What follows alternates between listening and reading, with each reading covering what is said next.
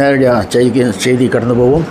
இப்பொழுதும் கூட அப்போஸ்தலர் நடவடிக்கை 3வது அதிகாரத்தில் 1 to 9 ஆய்க்கலாந்து படிக்கணும். சங்கீதம் 96 1 to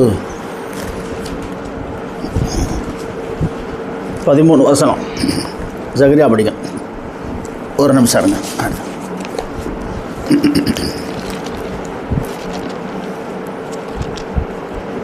அப்போஸ்தலர் 3ஆம் அதிகாரம்.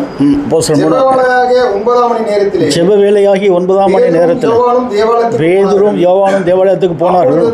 அப்பொழுது தன் தாயின் வயிற்றில் இருந்து சப்பானியாய் பிறந்த ஒருவன் மனுஷனை சுமந்து கொண்டு வந்தார்கள். தேவாலயத்தில் பிரவேசிக்கிறவரிடத்தில் பிச்சை கேட்கும்படி நாடோறும் அவனை அலங்கார வாசல் என்னப்பட்ட தேவாலய வாசலிலே வைப்பார்கள். தேவாலயத்தில் பிரவேசிக்க போகிற பேதுரும் யோவானையும் அவன் கண்டு பிச்சை கேட்டான். பேதுருவும் யோவானும் அவனை திருப்பார்த்து எங்களை நோக்கி பார் என்றார்கள். அவன் அவர்களிடத்தில் ஏதாவது கிடைக்குமா என்று அவர்கள் நோக்கி பார்த்தான். அப்பொழுது பேதுரு, வெள்ளியும் பொன்னும் இடத்தில் இல்லை, இடத்தில் உள்ளதை உனக்கு தருகிறேன். நசரேயனாகிய கிறிஸ்து பிரணோமின் நாமத்தில் எழுந்து நட என்று சொல்லி வலது கையினால் அவனை பிடித்து தூக்கிவிட்டான். உடனே அவனுடைய கால்களும் கரடுகளும் பலங்கொண்டது. அவன் குதித்தெழுந்து நின்று நடந்தான். நடந்து குதித்து தேவனை துதித்துக் கொண்டு அவர்களுடைய பிரவேசித்தான். அவன் நடக்கிறதையும் தேவனை துதிக்கிறதையும் ஜனங்களோடு கண்டு ஆமென். சங்கீத புத்தகம் 96ஆம் அதிகாரம் இந்த வாரம் படிங்க. கர்த்தருக்கு புதுப்பாட்டை பாடுங்கள். பூமியின் குடிகளே எல்லாரும் கர்த்தரை பாடுங்கள். கர்த்தரை பாடி அவருடைய நாமத்தை ஸ்தோத்தரித்து நாளுக்கு நாள் அவருடைய ரட்சிப்பை சுவிசேஷம் அறிவியுங்கள். ஜாதிகளுக்குள் அவருடைய மகிமையும் ஜனங்களுக்குள்ளும் அவருடைய அதிசயங்களையும் விவரித்து சொல்லுங்கள். கர்த்தர் பெரியவரும் மிகவும் ஸ்தோத்தரிக்கப்படத்தக்கவருமாக இருக்கிறார். எல்லா தேவர்களிலும் பயப்படத்தக்கவர் அவரே. சகல ஜனங்களுடைய தேவர்களும் விக்கிரங்கள் தானே. கர்த்தரோ வானங்களை உண்டாக்கினவர். மகிமையும் கனமும் அவர் சமூகத்தில் இருக்கிறது. வல்லமையும் மகத்துவமும் அவர் பரிசுத்த ஸ்தலத்தில் இருக்கிறது. ஜனங்களின் வம்சங்களே, கர்த்தருக்கு மகிமையும் வல்லமையும் செலுத்துங்கள். கர்த்தருக்கு அது செலுத்துங்கள். கர்த்தருக்கு அவருடைய நாமத்துக்குரிய மகிமையை செலுத்தி காணிக்கைகளை கொண்டு வந்து அவருடைய பிரகாரங்களில் பிரவேசியுங்கள். பரிசுத்த அலங்காரத்துடனே கர்த்தரை தொழுது கொள்ளுங்கள். உலகத்தாரே, நீங்கள் யாவரும் அவருக்கு முன்பாக நடுங்குங்கள். கர்த்தர் ராஜரிகம் பண்ணுகிறார். ஆகையால் பூச்சக்கரம் அசையாதபடி உறுதிப்பட்டிருக்கும். அவர் ஜனங்களே நிதானமாய் நியாயம் இருப்பார் என்று ஜாதிகளுக்குள்ளே சொல்லுங்கள். வானங்கள் மகிழ்ந்து பூமி பூரிப்பாகி சமுத்திரமும் அதன் நிறைவும் முழங்குவதாக, நாடும் அதில் உள்ள யாவும் களி கூறுவதாக. அப்பொழுது கர்த்தருக்கு முன்பாக காட்டு விருட்சங்கள் எல்லாம் கெம்பீரிக்கும். அவர் வருகிறார். அவர் பூமியை நியாயந்திருக்க வருகிறார். அவர் உலகத்தை நீதியோடும் ஜனங்களை சத்தியத்தோடும் நியாயந்திருப்பார். ஆமேன். இன்றைக்கு நமக்கு நல்ல ஒரு செய்தியை கர்த்தர் கொடுத்திருக்கார். இந்த செய்தியுடைய தலைப்பு காணாமற் போன ஆடுகளாகிய இஸ்ரவேல் கூட்டத்தை தேடி கண்டுபிடிக்கும் யார் இந்த ஊரிந்து கொண்ட 7ஆம் தூதன். மத்தேயு 15வது அதிகாரத்தில் 23, 22, 23, 24 ஒரு கானானிய ஸ்திரீ வந்து அவர்கிட்ட கேட்குறா, என்னுடைய மகள் ரொம்ப கொடூரமான வியாதியாக இருக்கிறா, வந்து என்ன பண்ணுங்கள், அவருக்காண்டி வேண்டிக் கொள்ளுங்க. அதை படிங்க. அப்பொழுது அந்த திசைகளில் குடியிருக்கிற கானானிய ஸ்திரீ ஒருத்தி அவரிடத்தில் வந்து ஆண்டவரே, தாவீதின் குமாரனே, எனக்கு இரங்கும், என் மகன் பிசாசினால் கொடிய வேதனைப்பட்டு என்று சொல்லி கூப்பிட்டாள். அவருக்கு பிறகு அவர் ஒரு வார்த்தையும் சொல்லவில்லை. அப்பொழுது அவர் சீசர்கள் வந்து இவர் நம்மளை பின்தொடர்ந்து கூப்பிடுகிறாரே, இவரை அனுப்பிவிடும் சொன்னார்கள். அதற்கு அவர் காணாமல் போன ஆடுகளாக இஸ்ரவேல் கூட்டத்திற்கு அனுப்பப்பட்டேனே அன்றி மற்றபடி எல்லாம். ஏன்னா அவர் யாரை தேடி கண்டுபிடிக்க வர்றாரு? காணாமல் போன ஆடுகளாகிய இஸ்ரவேல் கூட்டத்தை தேடி கண்டுபிடிக்க வந்தார். தேடி கண்டுபிடிச்சாரா? இந்த பொறுப்பை யார் கையில் கொடுத்துட்டாரு? 7ஆம் தூதன் கையில்.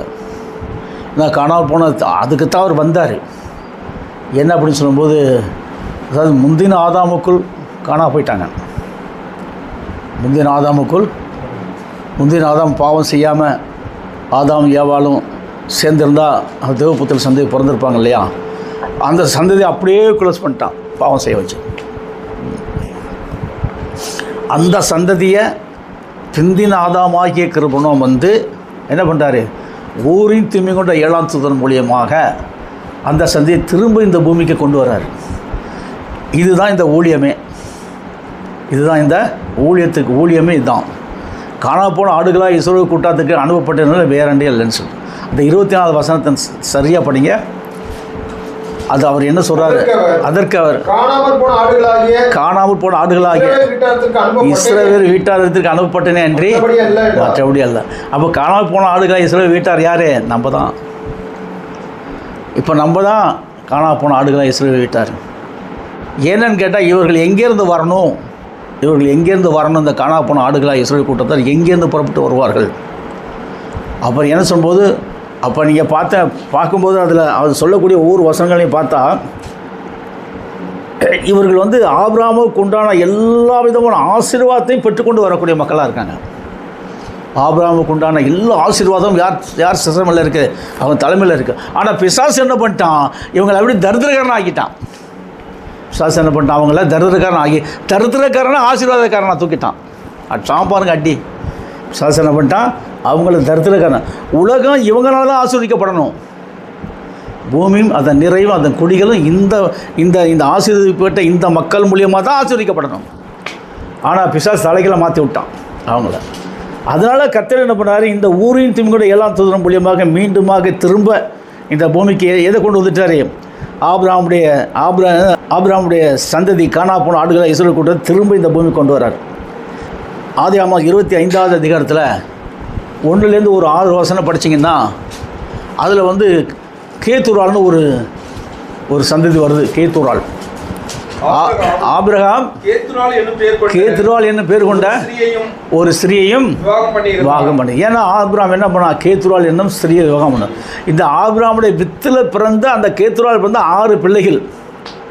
இந்த 6 பிள்ளைகள் மூலியமாக தான் திரும்ப இந்த சந்ததி வருது. இஸ்ரவேல் சந்ததி கூட்டி சேர்க்கிறார். அப்போ முதல்ல அந்த சாராளுக்கு பிறந்த அந்த சந்ததி அவங்களுக்கு இவங்களுக்கு இந்த ஆசீர்வாதத்துக்கு அவங்களுக்கு என்ன இல்லாமல் போச்சு? சம்பந்தமே இல்லாமல் போச்சு. அந்த ஆசீர்வாதத்தை அவங்க இழந்து போயிட்டாங்க. அதுகூட அந்த ஆசீர்வாதத்தை அவங்க இழந்து போயிட்டாங்க அப்படின்னு திட்டம் தெளிவாக சொல்லி இந்த ஊரின் தூண்டு 7ஆம் தூதன் மூலியமாக தான் இந்த காணா போன ஆடுகளாக இஸ்ரவேல் கூட்டத்தை அவர் தேடி கண்டுபிடிச்சி கொண்டு வந்தார். அதுதான் இது சொல்லும்போது அந்த கூட்டத்தில் என்ன சொன்னால்,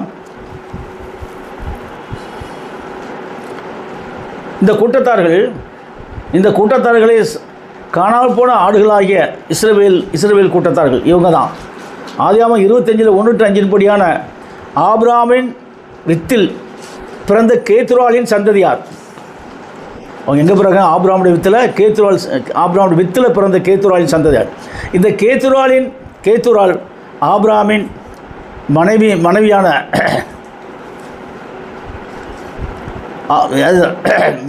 மனைவியாகிய இவளுக்கு ஆபிரகாமின் வித்தில் பிறந்தவர்கள் எத்தனை பேர் வராங்க? சிம்ரான் ஒன்று, யக்ஷான் ஒன்று, மேதான், மீதியான், இஸ்பாக், சுவாகி என்ற 6 பிள்ளைகள் தான். அதில் 6 பிள்ளைகளை பெற்றாங்க. இவங்க மூலியமாக தான் திரும்ப வந்து என்ன சொன்ன இந்த பூமிக்கு என்ன வந்து இருப்பார். இவங்க என்ன பண்ணால் ஆபிரகாம் தனக்கு உண்டானது எல்லாவற்றையும் தன் ஈசா கொடுத்துட்டான். மறுமனைவாட்டில் பிள்ளைகளுக்கு எதை கொடுத்துட்டான்? கொஞ்சம் காணிக்கெல்லாம் கொடுத்து இதனை கீழ் திசையாகிய கிழக்கு திசைக்கு போங்கன்னு இவங்க அனுப்பிச்சிட்டான். இவங்க நேராக எதுக்குள்ளே வந்துட்டாங்க? இந்தியாவுக்குள்ளே வந்துட்டாங்க. என்னுடைய தகப்பனை நான் பார்த்தேன். நான் ஆபிரகாமை இப்போ நான் விஷனில் ஒரு ட்ரிப் காட்டினார் எனக்கு. ஆபிரகாம் எப்படி இருந்தாரோ அதே மாதிரி தான் என் தகப்பனாக இருந்தார். அவ்வளோ சகப்பு, அவ்வளோ தீரம் நிறைந்தவர் அவர். கட்டுக்கோப்பான உடம்பு. அப்போ எந்த அளவுக்கு என்ன சொல்லும்போது, ஏன்னா இந்த சந்ததியில் அவரை கரெக்டாக கொண்டு வந்து நிறுத்திட்டு இப்போ என்ன கொண்டு வந்துட்டார். என்ன கொண்டு வர்றதுக்கு தான் இவ்வளோ காரியத்தையும் கரெக்டாக பண்ணியிருக்கார் கர்த்தர். அந்த ஊரின் தூண்ட 7ஆம் தூதன் வந்து தான் இந்த சத்தியத்துக்கு என்ன கொடுப்பான்? உயிர் கொடுப்பான். ஆதி அப்போஸ்தலர் ஆராதித்த நாமத்துக்கு உயிர் கொடுப்பான். அவர் ஆராதித்த நாமத்தை விட்டு சென்ற நாமத்தை எப்படி என்று சொன்னால் தாவீதன் விழுந்து போன தாவீதன் கூடாரத்தை திரும்ப எடுப்பித்து கட்டுறதா இந்த ஊரின் தூண்ட 7ஆம் தூதனுடைய அந்த நாமத்தை ஆராதனமாக கொண்டு வரக்கூடியவன் இவன் தான் அவன். ஆபிரகாமின் இவங்க 6 பேர்.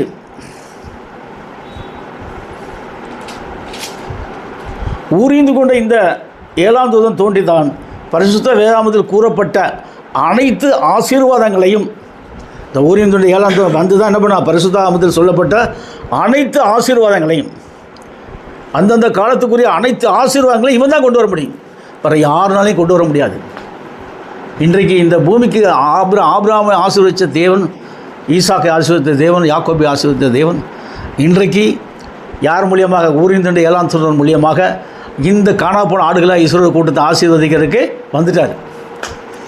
எப்படி வந்துட்டாருன்னு உங்களுக்கு தெரியும்.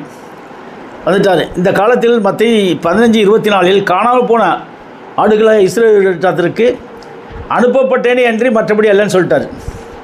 நீங்கள் பார்த்தீங்கன்னா இக்காலத்தில் தான் ஊரின் தீமை கொண்ட 7ஆம் தூதன் வெளிப்படுத்தல் மல்கியா 4:6, வெளிப்படுத்தல் 10:6, ஜகரியா 14:7, ஆதியாகமம் 32:28 இந்த வசன பிரகாரம்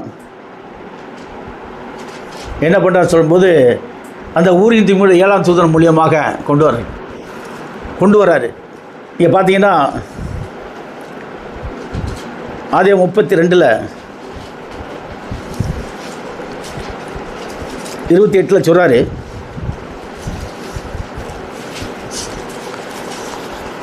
அவனை எங்கே தூக்கிட்டார் பாருங்க. அவனை அப்போது பாரு, உன் பேர் இனி யாக்கோபு எனப்படாமல் இஸ்ரவேல் எனப்படும்.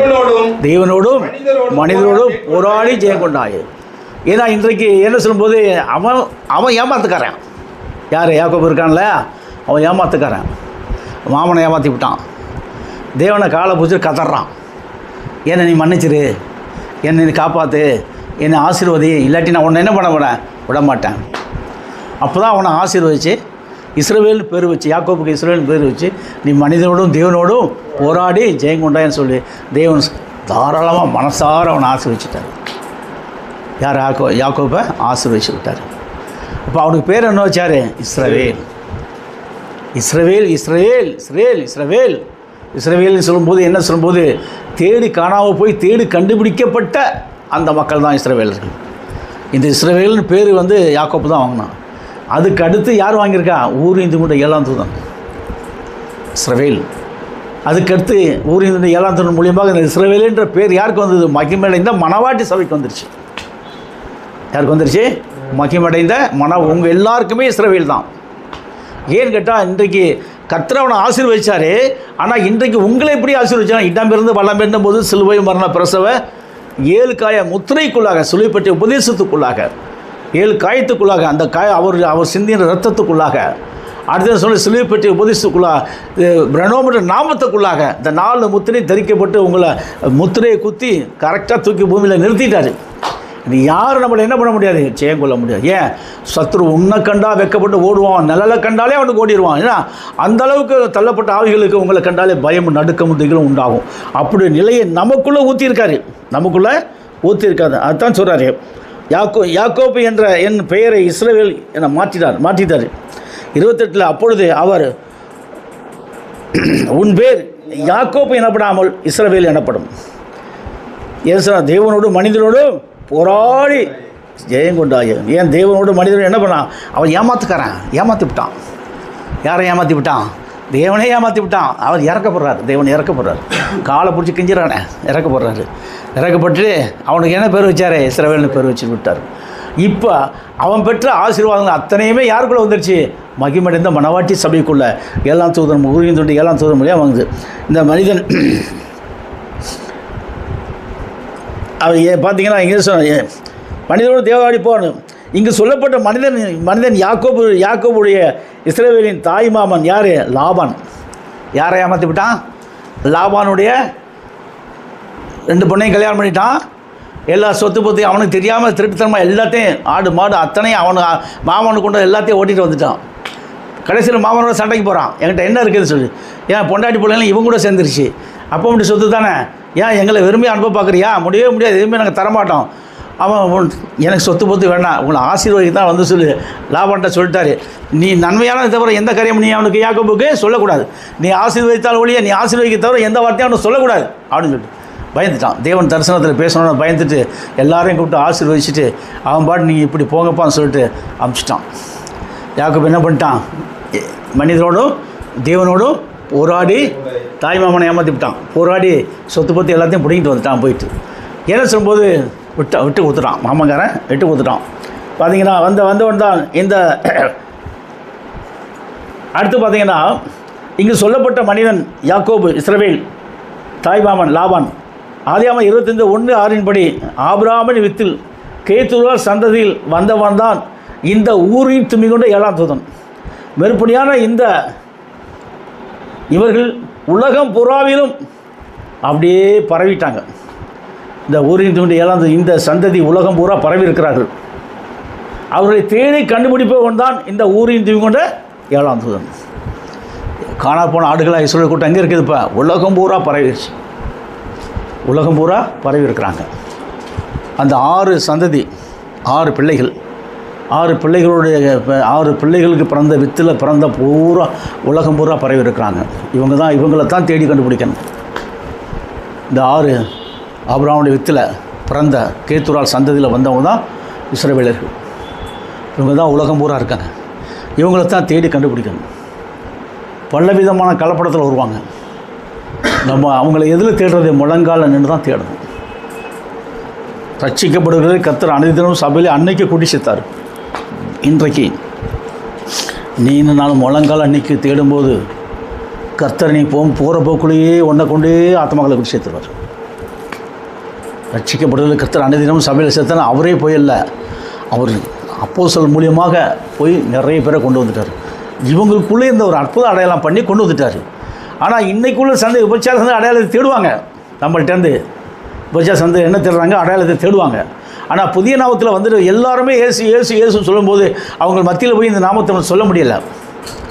சொன்ன உடனே கண்ட பண்ணுவான். அவன் என்ன பண்ணுவான் சொல்லும்பா, என்ன அப்படி சொன்னான், நம்ம போய் ஜோ பண்ணி அந்த ஏசன்ற ஆவி அவனுக்குள்ளேருந்து துரத்திட்டோம்னு வச்சுங்க, அப்போ தான் கீழ்ப்படிவான். அல்லான்ற ஆவியை துரத்திட்டா கீழ்ப்படிவான். அதே மாதிரி தள்ளப்பட்ட ஆவிகளை துரத்திட்டா அந்த ஆவி ஆத்மா சரீரம் கீழ்ப்படியும். ஏன்னா என்ன அப்படின்னு சொல்லும்போது பார்த்தீங்கன்னா, திருவேற்காட்டில் வந்துட்டு ஒரு பெரிய ஜடாமணி பிடிச்ச பொம்பளை போய் அந்த அந்த அந்த பிசாசை துரத்திட்டேன். அந்த ஆவி ஆத்மா சரீரம் எனக்கு கீழ்ப்படிஞ்சது. அந்த ஊழியக்காரங்க எல்லாம் கீழ்ப்படிஞ்சாங்க. இந்த மாதிரி ஒரு பெரிய ஒரு நிகழ்ச்சி நடக்கும்போது, புரியுதுங்களா, அப்போ என்ன பண்ண சொல்லும்போது, நிகழ்ச்சி நடக்கும்போது அந்த ஆவி ஆத்மா சரீரம் அத்தனை நம்மளுக்கு கீழ்ப்படியும். ஆனால் இந்த இயேசுன்ற நாமத்தை ஆராதிக்கிறவனை திரும்ப கொண்டு வந்து இந்த நாமத்தை கட்ட முடியாது. விபச்சார அடையாளத்தை தேடுவான். என்ன அடையாளம் அவன் தர்றான்? இவன் உண்மையில இவன் தானா அவன் தான் நம்மளை சோதித்து பார்ப்பான். நம்மளுக்குள்ள உலகத்தில் இருப்பவனே நம்மளுக்குள்ள பெரியவர். நம்ம போக்கில் வரத்திலும் நம்மளுக்குள்ளே இருந்து அவர் அற்புதம் செய்ய செய்ய செய்ய செய்ய வெக்கப்பட்டு போயிடுவான். பிசாசு வெக்கப்பட்டு போயிடுவான், அவமானப்பட்டு போயிடுவான், நம்மளை தொட முடியாது. அடுத்து பார்த்திங்கன்னா சொல்லும்போது இந்த ஏழாம் தூதன் மேற்படியான உலகம் பூராவிலும் கலப்படமாய் இருக்கிறார்கள். இஸ்ரவேலை தேடி கண்டுபிடிப்பான். இந்த ஊரின் 7ஆம் தூதன் சொல்லிட்டார், தேடுங்கள் கண்டடைவீர்கள். தேடுங்கள்லாம் எதில் தேடுறது? முழங்கால் என்று தேடுங்கள்ன்றார். தேடுங்கள், முழங்கால் நின்று நீ தேட தேட தேட தேட உன் சிந்தையில் காட்டுவார். அவர்களே ஆத்துமாக்களை கூட்டி சேர்ப்பார். ஒன்றை கொண்டு தான். அடுத்து சொல்கிற தேடுங்கள் கண்டறிவுன்னு சொல்லிட்டாரு. அடுத்து என்ன நின்று தேடுங்கள் சொல்லிட்டாரு. தட்டுங்கள் திறக்கப்படும். ஜெபம், ஜெபத்தில் ஒவ்வொருத்தரையும் கேளுங்கள் கொடுக்கப்படும். ஜெபத்தில் கேட்கணும், முழங்காலில் நிற்கணும், தட்டுங்கள் திறக்கப்படும். இந்த 3 காரியங்களும் ஒன்று சேர்ந்து செயல்பட வேண்டும். இவர்களால் ஆசீர்வதிக்கப்பட்ட இஸ்ரவேலர்கள், இவர்கள்தான் ஆசீர்வதிக்கப்பட்ட இந்த தேடி கண்டுபிடிக்கப்பட்ட ஜனங்கள் இருக்காங்களா, இவர்களுக்கு என்ன ஆசீர்வாதம் கிடைக்கிது? என்ன ஆசீர்வாதம் கிடைக்கும்? ஆதியாகமம் 12ஆம் அதிகாரத்தில் 1, 2, 3 வசனம் படிச்சிங்கன்னா இந்த ஆசீர்வாதம் மொத்தமும் இவங்க சரசு மேலே தான் இருக்குது. இது அந்த ஜனங்களுக்கு இல்லை. கர்த்தர் ஆபிரகாமை நோக்கி நீ உன் தேசத்தையும் உன் இனத்தையும் உன் தகப்பன் வீட்டையும் விட்டு நான் உனக்கு காண்பிக்கும் தேசத்துக்கு போ. நான் உன்னை பெரிய ஜாதியாக்கி நீ ஆசீர்வதித்து உன்னை பெருமைப்படுத்துவேன். நீ ஆசீர்வாதமாக இருப்பாய். உன்னை ஆசீர்வதிப்பதில் ஆசீர்வதிப்பேன், உன்னை சபிக்கிறேன் என்று சொல்லிட்டார். ஏன் கேட்டால் எல்லாம் உனக்குள் ஆசீர்வதிக்கப்படும். ஏன்னா இந்த சத்தியத்தில் பூமியில் வம்சங்கள் எல்லாம் யாருக்குள்ள ஆசீர்வதிக்கப்படும்? இந்த இஸ்ரவேலே நீ பாக்கியவான் சொன்னார். அவர் என்ன சொல்கிறாரு? இஸ்ரவேலே நீ பாக்கியவான், கர்த்தரால் ரட்சிக்கப்பட்ட ஜனமே. அடுத்து உனக்கு ஜெயமும் பலமும் சொல்லிட்டு ஒரு இது வரும். சரி, இருக்கட்டும். பார்த்தீங்கன்னா அப்போ எப்பேற்பட்ட ஒரு கிருபைக்குள்ளாக தேவன் நம்மளை நடத்தி கொண்டு போயிட்டார். அடுத்து பார்த்தீங்கன்னா நான் உன்னை பெரிய ஜாதியாக்கி உன்னை ஆசீர்வதித்து உன்னுடைய பேரை பெருமைப்படுத்துன்னு சொல்லிட்டாரு. நீ ஆசீர்வாதமாக இருப்பாய். உன்னை ஆசீர்வதிப்போம், சபிக்கிறவர்கள் சபிப்பேன். பூமியில் வம்சங்கள் எல்லாம் உனக்குள் தான் ஆசீர்வதிக்கப்படும். அதே மாதிரி ஆதியாகமம் 26வது அதிகாரத்தில் 4-5 வசனத்தை படித்தீங்கன்னா, ஏன்னா தேவதூதன் சொல்கிறான், கர்த்தர் சொல்கிறார், ஆபிரகாம் என் சொல்லுக்கு கீழ்ப்படிந்து என் விதிகளையும் என் கற்பனைகளையும் என் நியமங்களையும் என் பிரமாணங்களையும் கை கொண்டபடினால் நான் உன் சந்ததியை உன் வானத்தின் நட்சத்திரங்களைப் போல பெருக பண்ணி உன் சந்ததிக்கு தேச யாவையும் தருவேன். ஏன் வம்சம் ஆசீர்வதிக்கப்படும் சொல்லிட்டார். ஏன்னு கேட்டால் இந்த ஆசீர்வாதம் யாருக்கு உண்டானது அப்படின்னு சொன்னால் ஆபிரகாமுக்கும் குடும்பத்துக்கு உண்டான ஆசீர்வாதத்தை இன்றைக்கு காணாமல் போன ஆடுகளாக இஸ்ரவேல் கூட்டத்துக்கு திருப்பிட்டார் கர்த்தர். இன்றைக்கு யாருக்குள்ளே வந்துருச்சு ஆசீர்வாதம் நம்ம. ஏன்னா இந்த ஊழியத்தை நீ உண்மையாக செய்ய செய்ய செய்ய செய்ய இந்த ஆசீர்வாதத்தினுடைய ஒவ்வொரு அணுவையும் அணுவா அனுபவிக்கலாம். இது வந்து அனுபவத்தில் வரக்கூடியது காரியங்கள். பாலை குடிக்கிறவங்க தான் அதை ருசி தெரியும். புரியுங்களா? ஏன் சொன்னால் ஒரு கிளாஸ் பாலுக்கு 4 கிளாஸ் தண்ணி ஊற்றினா பாலுக்கு ருசி இருக்குமா? இருக்காது. இன்றைக்கி எல்லோரும் அப்படி தான் பண்ணுறாங்க. அந்த பாலை தண்ணி ஊற்றாதபடி நல்லா சுண்ட வச்சு நல்லா ஆறின பிற்பாடு அந்த பாலை குடிச்சு பாருங்கள், அதோட சுவையே தனி இருக்கும். அந்த மாதிரி. ஆனால் கர்த்தரோட உறவாடத்தான் நம்மளுக்கு என்ன கிடைக்கும்? ரொம்ப பிளஸ்ஸிங் கிடைக்கும். அதுதான் சொல்கிறார் ஆபிரகாம் நோக்கி சொல்கிறார், ஆபிரகாம் என் சொல்லுக்கு கீழ்ப்படிந்து என் விதிகளையும் என் கற்பனைகளையும் என் நியாயங்களையும் என் பிரமாணங்களையும் கை கொண்டபடியினால் நான் உன் சந்ததியை வானத்தின் நட்சத்திரங்களைப் போல பெருக பண்ணுவேன். எப்படி பண்ணிட்டாரு? வானத்தின் நட்சத்திரங்கள் என்ன முடியுமா? முடியாது. பெருக பண்ணுன்னு சொன்னார். ஆனால் அந்த சந்ததிக்கு அந்த ஆசீர்வாதம் கிடைக்கல. இப்போ தான் நம்மளுக்கு கிடைக்க போகுது. நாம் தான் வானத்து நட்சத்திரங்கள் யாராக இருக்கணும்? நம்ம தான். ஏன்னா நட்சத்திரத்துக்கு ஒப்பானவர் உனக்குள்ளே இருக்கார். நீ போகும்போது இப்போ நட்சத்திரத்தை பார்த்தா ரொம்ப தூரத்தில் இருக்குது. நான் சொல்லியிருக்கிறேன், நான் ஆகில காட்டித்தர போகிறேன் ஒரு நாளைக்கு. ஏன்னா அது எப்பேற்பட்ட தூரத்தில் இருக்க நட்சத்திரங்கள்னு பார்க்கும்போது கணக்கில் அடங்காத தூரத்தில் இருக்குது. நான் இங்கேருந்து பார்க்குறேன், கண்ணுக்கு தெரியும் சின்னது. சூரியனை பார்த்தா எவ்வளோ பெருசாக இருக்குது, சந்திரனை பார்த்தா எவ்வளோ பெருசாக இருக்குது. அதுவே இது 9.25 லட்சம் 9.5 கோடி லட்சம் மைலுக்கு இந்தாண்டு இருக்குது. 9 கோடி மைலுக்கு இருக்குது சூரியன் எவ்வளோ. அப்போ எத்தனையோ கோடிக்கணக்கான கணக்கு அடங்காத தூரத்தில் நட்சத்திரங்களை வச்சுருக்காரு. அப்போ நம்மளை எப்படி மாற்றுறாருன்னு சொன்னால், அந்த நட்சத்திரங்கள் பூமியில் நடமாடும் தேவபுத்திரனாக மாற்றுறார். தேவபுத்திரர்களுக்கு கிடைக்காத ஒரு பெரிய பாக்கியம். ஏன்னா உனக்குள்ளே வரும். ஏன்னா உனக்குள்ளே வந்து இடமிருந்து வல்லமை என்னமோ சிலுவை பிரசவ 7 காயம் முத்திரை இருக்குது. அந்த முத்திரைக்குள்ளேருந்து வல்லமை ஒரு ஒளி பிரகாசடிக்கும். அப்போ இந்த ஒளி வருது எப்படி வருதுன்னு சொன்னால், நட்சத்திரங்களை காட்டிலும் மேலாக இருக்கும். நட்சத்திரங்களை காட்டிலும் மேலான ஒளி அப்பேற்பட்ட. ஏன்னா ஒரு நாள் நட்சத்திர மண்டலத்துக்கு போயிருக்கிறேன். எல்லாம் தொழுகும் போது இந்த கையை அப்படி நீட்டினா ஒரு இது ஒன்று இருக்குது, உட்காந்து அப்படி சொல்கிறது. சொன்ன மாத்திரத்தை நட்சத்திர மண்டலத்துக்கு தூக்கிட்டு போயிட்டான். நட்சத்திரமாக என் பக்கத்தில் தான் போகுது, அப்படியே ஒட்டிக்கிட்டு. அது கூட நான் அப்படியே போயிட்டே இருக்கிறேன். கணக்கிலங்க நட்சத்திரத்தை நான் பார்த்தேன். அது ஒரு விஷயம். யார் தூக்கிட்டு போயிட்டா? என்னை தூக்கிட்டு போனது யார்? இப்லீஸ். அவன் உடனே என்ன பண்ணான்? நட்சத்திரத்தை காட்டினான். ஏன் என்னை தக்க வைக்கிறதுக்கு. இந்த மாதிரி நிறைய காட்டினா ஏன்னு சொன்ன அத்தகையாத்துன்னு ஒரு நிலை இருக்குது தொழுகையில். அதில் அப்படியே கையை நீட்டி அப்படி சொல்லும்போது டக்குன்னு அங்கே போயிட்டேன். இன்னொரு இடத்துல நமாஸ் படிக்கும்போது டக்குன்னு தலையை கீழே வைக்கும், பச்சை தலைப்பா கட்டியிருக்கான். அப்படி பச்சை தலைப்பா எனக்கு மேலே கிட்டத்தட்ட லட்சக்கணக்கான பச்சை தலைப்பா இருக்குது என் தலைக்கு மேலே. அது அந்த 1,44,000 பேர் சொல்லுவது அதுலேயும் வருது. இது அவங்க எல்லாம் நான் கீழே எனக்கு மேலே வர்றாங்க எல்லாமே. அப்போ முதற் பலன் யாருக்கு வருது? எனக்கு. இப்படி என்னை தக்க வச்சு அங்கேயே போட்டு கட்டி போடுறதுக்கு இப்படிலாம் அல்ல செஞ்சா நீ போகலாமா? சும்மா என்னை ஏமாத்துறதுக்கு, என்னை மதிமயக்கிறதுக்கு அற்புதங்கள் பண்ணால் மோடி மஸ்தான் அற்புதம் சொல்கிறது அதெல்லாம். ஆனால் இங்கே அப்படி இல்லை. இது தேவனுடைய வார்த்தை, ஜீவனுள்ள வார்த்தை. இதுதான் நம்மளை மர்வமாக்க முடியும்.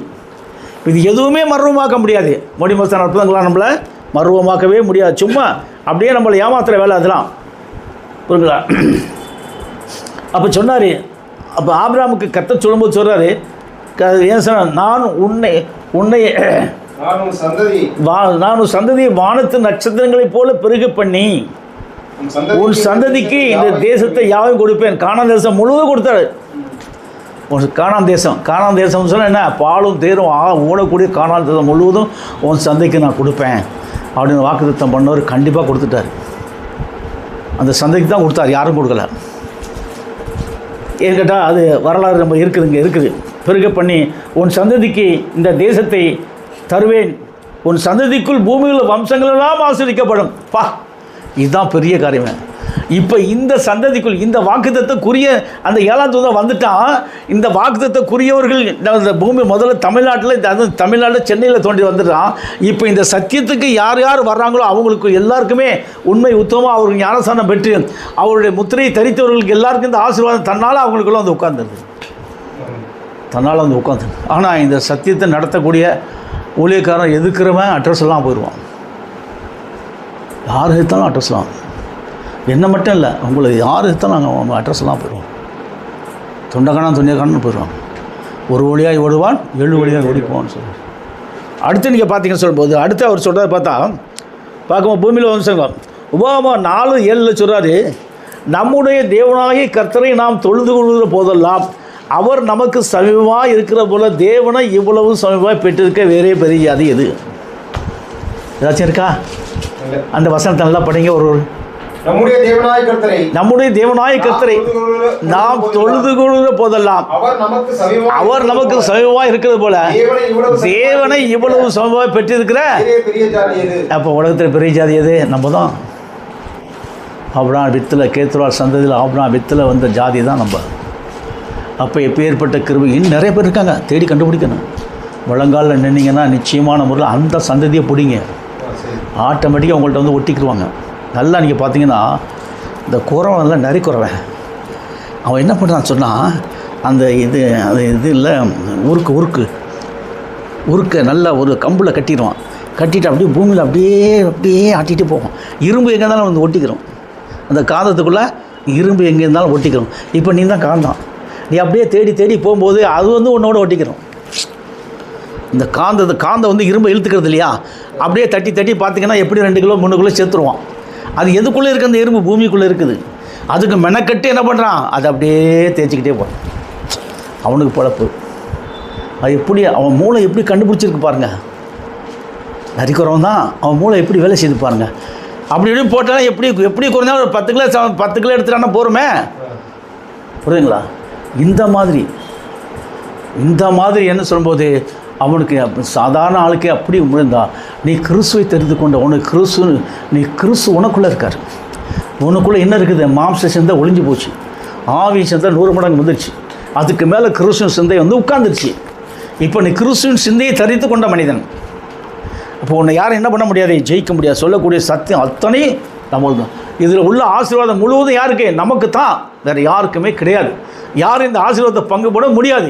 இங்கே வந்தானா அவனுக்கு ஈவரக்கமாக கர்த்தர் கொடுத்தா தான் உண்டு, இல்லாட்டி இல்லை. இப்போ நம்மளுக்கு மரணம் கிடையாது. மரணமெல்லாம் நித்திய பேரின்ப பெருவாளுக்குள்ளே நம்ம வந்துட்டோம். நம்மளுக்கு ஆயுள் பலம் கூடுதல். பல விதமாக போராட்டத்தை பிசாசை கொண்டு வருவான், அவன் தான் வைக்கப்பட்டு போயிடுவான். ஆயுள் பலம் கூடுதல். இந்த ஆயுள் பலம் கூடுதலாக இருக்கும்போது நம்ம என்ன பண்ணணும் அப்படின்னு சொல்லும்போது, நம்ம முழங்கால நின்று இந்த ஆத்மாக்களை தேட தேட தேட தேட தேட தேட நான் சொல்லியிருக்கேன், நம்மளுக்கு 300 வருஷம் தருவார்னு சொல்லிட்டு, அந்த 300 வருஷத்தை கர்த்தர் என்ன பண்ணுவார், நம்மளுக்கு என்ன பண்ணுவார், கூட்டி கொடுத்துருவார். நம்மளாம் கேட்காதபடியே அவர் கொடுத்துருவார். நம்மளாம் கேட்காதபடியே அவருக்கு. எல்லோரும் ஆச்சரியப்படுவாங்க, உங்களுக்கு என்ன வயசு ஆகுது? 75 வயசு ஆகுது. 75 வயசா? சும்மா பொய் சொல்கிறீங்க. இல்லைப்பா, உண்மையிலே 75 வயசு ஆகுது. யாரும் என்ன பண்ண மாட்டாங்க, நம்ப மாட்டாங்க. ஏன்? அவங்க கண்டுக்கு நம்ம எப்படி தருவோம், ஒரு வாலிப பையன் மாதிரி. இப்போ வாலிப பையன் எனக்கே அப்படின்னா உங்களுக்கு எப்படி இருக்கும் இன்னும்? அப்போ கர்த்தர் உங்களை இன்னும் வந்து வல்லமையாக எடுத்து நடத்துவார், பயன்படுத்தும். அவர் சொல்லும்போது நம்முடைய தேவனாய கர்த்தர் தொழுது கொள்ள போதலாம், அவர் நமக்கு சமீபமாக இருக்கிற தேவனை இவ்வளோ சமமாக பெற்றிருக்க பெரிய யாராச்சும் இருக்காங்களா? யாரும் இல்லை, நம்ம தான். அப்போ இப்பேற்பட்ட ஒரு ஜாதி உருவாக்கிட்டார், இப்பேற்பட்ட ஜாதியை உருவாக்கிட்டார். இந்த ஜாதிக்கு பேர் என்ன? இஸ்ரவேலே. ஜாதிக்கு பேர் என்ன? இஸ்ரவேல். இந்த ஜாதிக்கு பேர் தான் இஸ்ரவேல். அவன் யாக்கோபு கிடைக்கல, அவனுடைய சந்ததியாகிய ஊரில் உள்ள 7ஆம் தூதன் மூலியமாக இன்றைக்கி மகிமையிட்ட மணவாட்டி சபைக்குள்ளே வந்திருக்கு. இன்னொன்று பார்த்தீங்கன்னா, உபாகமம் 29:5 கர்த்தராகிய நான் உங்கள் தேவன் என்று நீங்கள் அறிந்து கொள்ளும்படிக்கு நான் 40 வருஷம் உங்களை வனாந்தரத்தில் நடத்தினேன். உங்கள் மேலிருந்த வஸ்திரம் பழமையாய் போகவும் இல்லை, உங்கள் காலம் பாதரிச்சு பழைய பற்றிலாம் அந்த மாதிரி நடத்தினாரு. இப்போ நான் எத்தனை வருஷம் உங்களுக்கு சத்தியம் சொல்லியிருக்கேன், நீங்கள் சோர்வடைஞ்சதே இல்லை, ஒரு நாள் கூட பட்டினி கிடந்தது இல்லை, ஒரு நாள் கூட என்ன பண்ண முடியல, சோர்வடைகிறதுக்குரிய வழிவாசல் இல்லை. அந்த வசனத்தில் எவ்வளோ பெரிய பிளஸ்ஸிங்கை அப்படியே உள்ளே வச்சு அழுத்தி அந்த பிளஸ்ஸிங்கை நம்மளுக்குள்ளே அழுத்திட்டார். இப்போ நான் படிக்கிறேன் பாருங்கள், அது சொல்கிறாரு. ஏன் சொல்கிறார்? கர்த்தராகிய நான் உங்களை தேவன் என்று நீங்கள் அறிந்து கொள்ளும்படிக்கு நான் 40 வருஷம் உங்களை வனாந்தரத்தில் நடத்தினேன். உங்கள் மேலிருந்த வஸ்திரம் பழமையாய் போகவும் இல்லை, உங்கள் காலில் இருந்த பாதரட்சை பழமையாய் போகவும் இல்லை. அப்போ வஸ்திரம் என்ன பண்ணலை, பழமையாகலை. 40 வருஷம் வனாந்தரத்தில் நடத்துகிறது கர்த்தர். பாலும் தேனும் ஓடக்கூடிய கானான் தேசத்துக்குள்ளே போகிறதுக்குள்ளே இந்த ஜனங்களை ரொம்ப நடத்தினார். 40 வருஷம் நடத்துகிற சாதனம். உடனே ஐயோ வந்துட்டான் பார்வோன்னு, டேய் கல்லடுறா, அந்த மோசை அடிச்சு தான் நான் கொள்ளணும். இவன் கத்துறா மோசை, ஐயோ ஆண்டவரே நான் என்ன பண்ணுவேன் மோசை நீ ஏன் பயப்படுற? இவன் ஒரு பயந்தாங்குழி. இஸ்ரவேல் ஜனங்களுக்கு பயப்படுவான். ஏதாச்சும் இருந்தால் பிடிச்சி கட்டி வச்சு கல்லால் அடித்து கொண்டு வருவானோ, அந்த மாதிரி எதுவும் நடந்ததுன்னு பயப்படுறான். மோசை பயப்படாத, உன் கோலை நீட்டுன்னாரு. எங்கே நீட்ட சொல்கிறார்? செங்கடலில் நீட்டுனார். நீட்டான், அப்படியே கீழ்கட்ட 2 பொழந்துட்டேன். கடல் செங்கடல் 2 பொழந்துருச்சு. இந்த ஜனங்களை ஓட்டான் போவாந்தாக்கா கடன்னு போயிட்டான். கடைசியில் அவன் மோசையும் அந்த பக்கம் போயிட்டார். அவன் பார்வன் பார்த்தான், விட்டாதடா, ஐயோ நம்ம பொல்லிவிடும் எல்லாத்தையும் அழிட்டு போயிட்டான், விடாத புடின்னு வரான். இவன் மொத்த பேரையும் நடுக்கடலில் நடுவாக வந்துட்டோன்னே இப்போ கோலை நீட்டினா சமுத்திரம் முடிச்சு. பார்வனை எப்படி கொண்டாரு பார்த்தீங்களா? அந்த தேவன் தான் இப்போ நம்ம பக்கத்தில் நிற்கிறார். இஸ்ரேல் நம்ம காண போன ஆடுகளாக இஸ்ரேல் கூட்டமாக நம்மளுக்கு விரோதமாக எவன் வந்தாலும் அவனுக்கு இதே தான். யாக்கோபு மந்திரவாதம் இல்லை, இஸ்ரவேலுக்கு விரோதமான குறி சொல்லுதலும் இல்லை. நம்மளுக்கு எந்த மந்திரக்காரம் பண்ணாலும் எல்லாம் செத்து போயிட்டான். எத்தனை பேர் எனக்கு மந்திரம் பண்ணால் அட்ரஸ்லாம் போயிட்டான். எத்தனை பேர் சூனியம் பண்ணால் அட்ரஸ்லாம் போயிட்டான், காணா போயிட்டான். விரோதமாக வருவான், ஒரு பக்கம் வருவான், 7 பக்கம் ஓடி போயிடுவான். ஏன்னு கேட்டால் அதாவது அதாவது சொன்ன எங்கே எப்போவோ நடந்த நிகழ்ச்சிக்கு எப்போ இன்றைக்கி வந்து நிற்பான் 40 பேரை கூட்டிகிட்டு பொறுக்கலாம். அப்போ எவ்வளோ பெரிய பிசாசுக்கு எவ்வளோ பெரிய பொறாமை எரிச்சல் நம்ம பிறல இருக்குது. அதனால் ரொம்ப கொஞ்சம் நம்மளை கர்த்தரை காப்பாற்றுறாரு, அதனால் வெக்கப்பட்டு போயிடுவோம். அதுதான் இவ்வளோ பெரிய ஆசீர்வாதத்தை நம்மளுக்கு தராரு. அடுத்து உபாகமம் 33:29 சொல்கிறாரு, இஸ்ரவேலே நீ பாக்கியவான், கர்த்தரால் ரட்சிக்கப்பட்ட ஜனமே உனக்கு ஒப்பானவன் யார்? உனக்கு சகாயம் கேடகமும் உனக்கு மகிமை பட்டயமும் அவரே. படிங்க. இஸ்ரவேலே பாக்கியவான், நீ பாக்கியவான், கர்த்தரால் கர்த்தரால் ரட்சிக்கப்பட்ட ஜனமே உனக்கு ஒப்பானவன் யார்?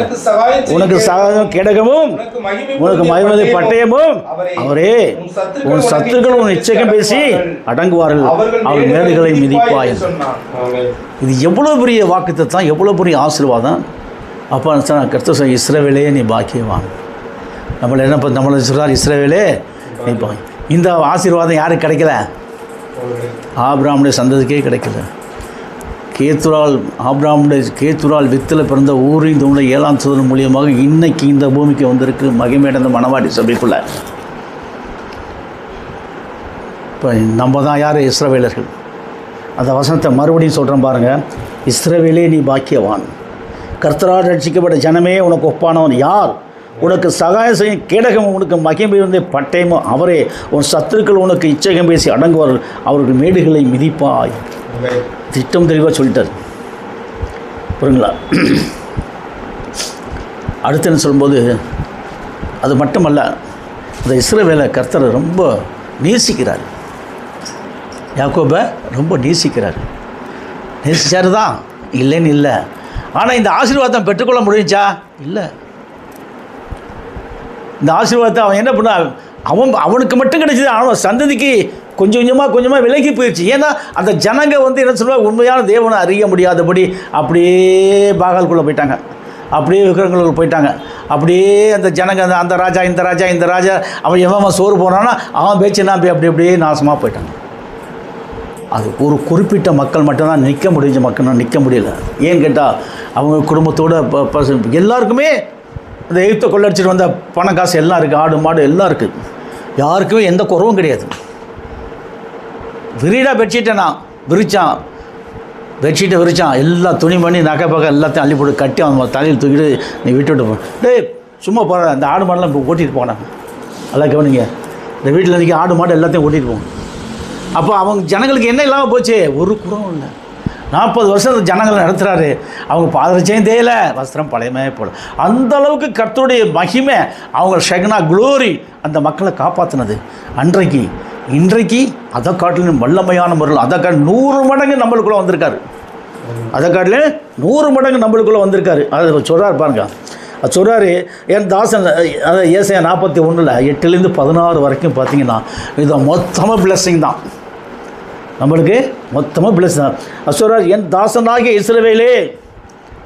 யாரை பார்த்து சொல்கிறார்? யாக்கோபை பார்த்து சொல்கிறார், என் தாசனாகிய இஸ்ரவேலே. இன்றைக்கி மகிமைந்த மணவாட்டி சபையை பார்த்து சொல்கிறார், என் தாசனாகிய இஸ்ரவேலே. மகிமைந்த மணவாட்டி சபையை பார்த்து சொல்கிறேன், என் தாசனாகிய இஸ்ரவேலே. நான் தெரிந்து கொண்ட யாக்கோபே, என் சிநேகிதன் ஆபிரகாமின் சந்ததியே. நான் பூமியின் கடையாந்திரங்களிலிருந்து உன்னை எடுத்து அதன் எல்லையிலிருந்து அழைத்து வந்து நீ என் தாசன், நான் உன்னை பெருக பண்ணி நான் உன்னை தெரிந்து கொண்டேன், நான் உன்னை வெறுத்து விடவில்லை என்று சொன்னேன். பார்த்தீங்களா? அப்போ எப்பேற்பட்ட ஒரு பெரிய ஒரு வாக்குத்தத்தக்குரிய மகனாக யார் வந்துட்டப்ப? திருடன் யாக்கோபு வந்தான். திருடன் அவன் தான் திருடன். ஓடி போய் என்ன பண்ணான்? கட்டி பிடிச்சிக்கிட்டான். ரெபெக்காளை விட்டானா? அவன் விடவே இல்லை.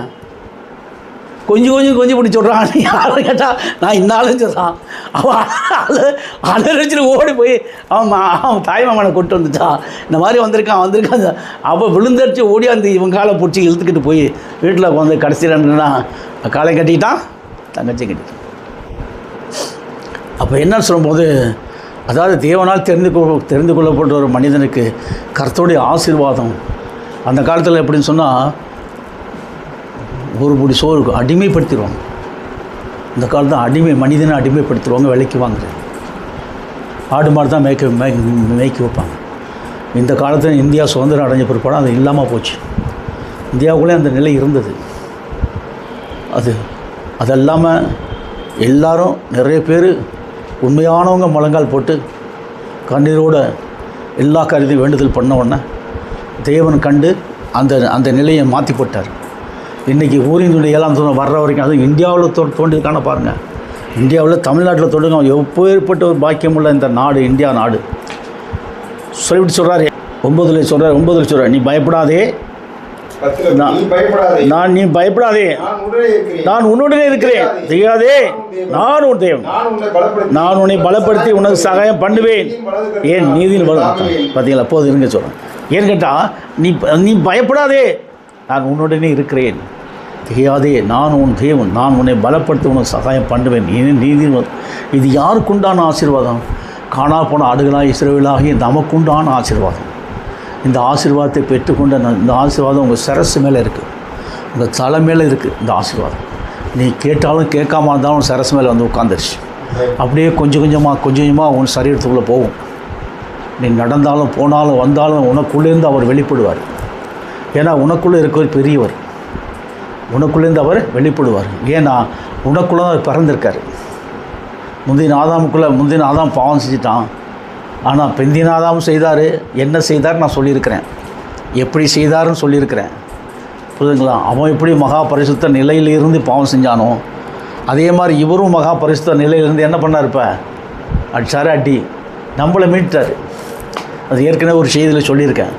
அது இன்னொரு செய்தியில் விவரமாக சொல்லுவோம் அடுத்த ட்ரிப்பு.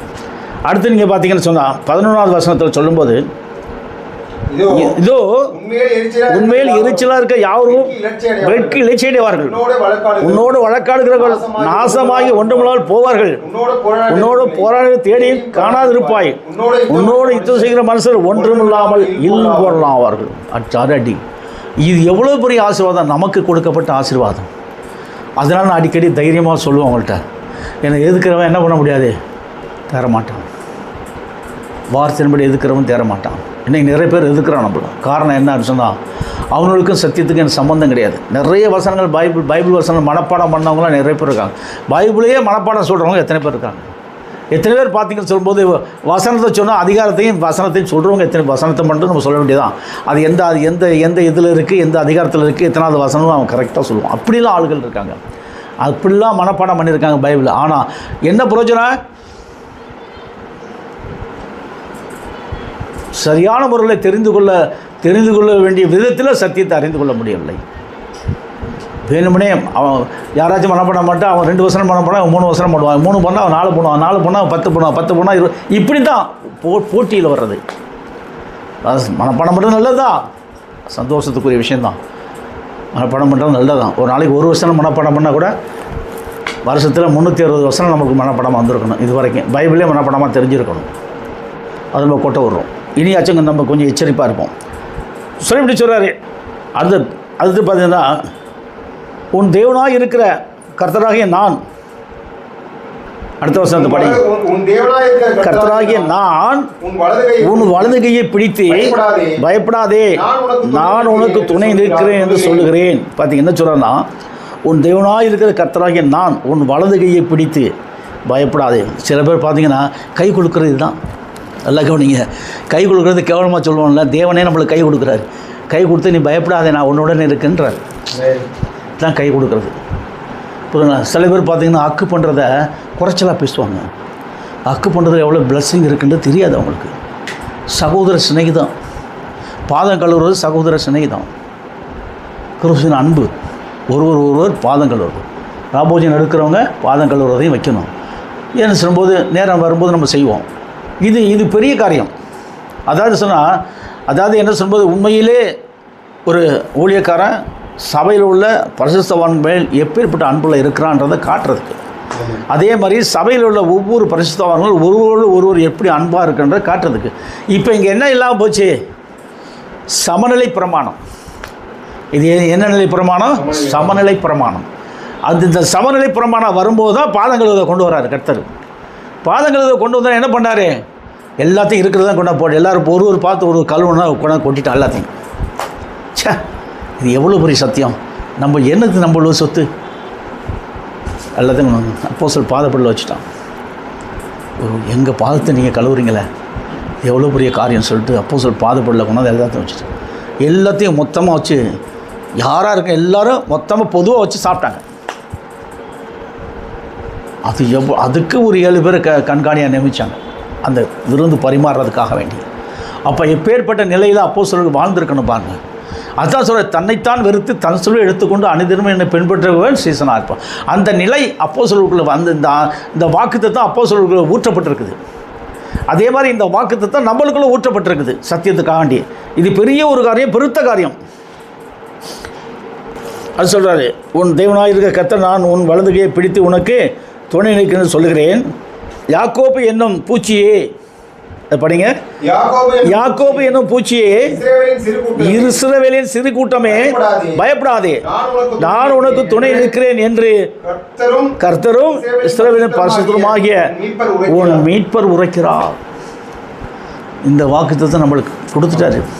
நீங்கள் யாராக இருக்கிறீங்க பார்த்தீங்களா? இப்போ ஏற்பட்ட வாக்குத்தத்தத்தை பெற்ற சந்ததியாக நம்ம இருக்கிறோம். ஆனாலும் கர்த்தருக்கு முன்பாக நாம் எப்படி இருக்கிறோம்? சிறுமி எளிமையாக கர்த்தருக்கு முன்பாக. அதே மாதிரி மனிதருக்கு முன்பாக மனிதர்களை கூட்டி சேர்த்து அந்த சத்தியத்தை சொல்லி பக்கமாக உள்ளே கொண்டு வரதுலேயும் நம்மளுக்கு என்ன இருக்குது? ஆனால் நம்மளை விரோதிக்கிறவன் அவன் தன்னால் அழிஞ்சு போயிடுவான். ஏன்னா கர்த்தர் நம்மளோட இருக்கார். நம்ம யாருக்கும் எந்த கேடும் செய்கிறதில்லை. நன்மையை தவிர தீமையான காரியம் நம்ம இருதயத்தில் தோன்றுவதும் இல்லை, செய்வதும் இல்லை. அதுதான் தேவன் திட்டம் தெளிவாக சொல்கிறார் நம்மளுக்கு.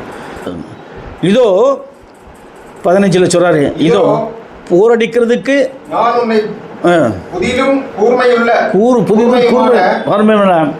எந்திரங்கள் உள்ள மக்களுள்ள எந்திரமாக்குவேன். ஏன்னா பற்களுள்ள எந்திரம் சொல்லும்போது என்ன சொன்னால், சத்தியத்தை மற்றவங்களுக்கு போதிக்கத்தக்கதாக ஒரு பெருத்த ஞானம், அறிவு, சத்தியத்தை போதிக்கத்தக்கதாக பெருத்த ஞானத்தையும் அறிவையும் கொடுப்பார். நீங்கள் யாருக்காச்சும் பார்த்தா என்ன பேசலாம்னு நீ நினைக்கிறதுக்குள்ளே உங்கள் மைண்டில் வந்துடும். ஆட்டோமேட்டிக்காக நீங்கள் பேசி அவனை உள்ளே கொண்டு வந்து. அதுதான் அது அங்கே சொல்கிறாரு. அடுத்த பாயிண்டில் என்ன சொல்கிறாருப்பாங்க, எந்திரமாக்குறேன், மலைகளை மிதித்து நொறுக்கி குன்றுகள் பதறுக்கும். மலைகள் என்பது யாரும் சொல்லும்போது பெரிய பெரிய ஊழியக்காரன். குன்றுகள் என்பது அவன் சபையில் இருக்கக்கூடிய பரிசுத்தவான்கள். மலைகள் என்பது யார்? பெரிய பெரிய ஊழியக்காரன். யார்? சாரன் அவங்க பையன் அன்றைக்கி போனோம்ல, இவங்களும் பெரிய பெரிய ஊழியக்காரர்கள். வெளியிட்டுறதுக்கு நம்ம எதிர்க்க வரும்போது எப்படி ஆகிறாங்க? ஒன்றுக்கும் உதவாத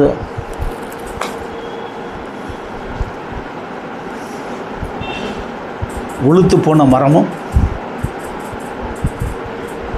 பட்டை மரமாக உளுத்து போன மரமாக ஆயிரும் நம்ம இதற்கு. அண்டர்ஸ்டாண்ட்?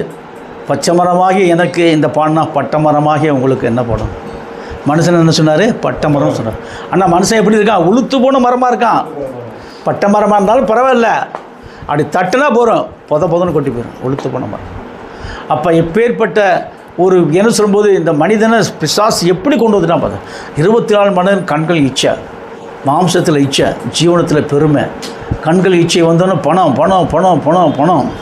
மாம்சத்தில் இச்சை வந்தோன்னா ஏன்னு சொல்லும்போது புள்ள குட்டிங்களை புள்ள குட்டிங்களை பெக்கணும், வளர்க்கணும், அதுகளுக்கு சொத்து சேர்க்கணும், அது சேர்க்கணும். இதுதான் இச்சை.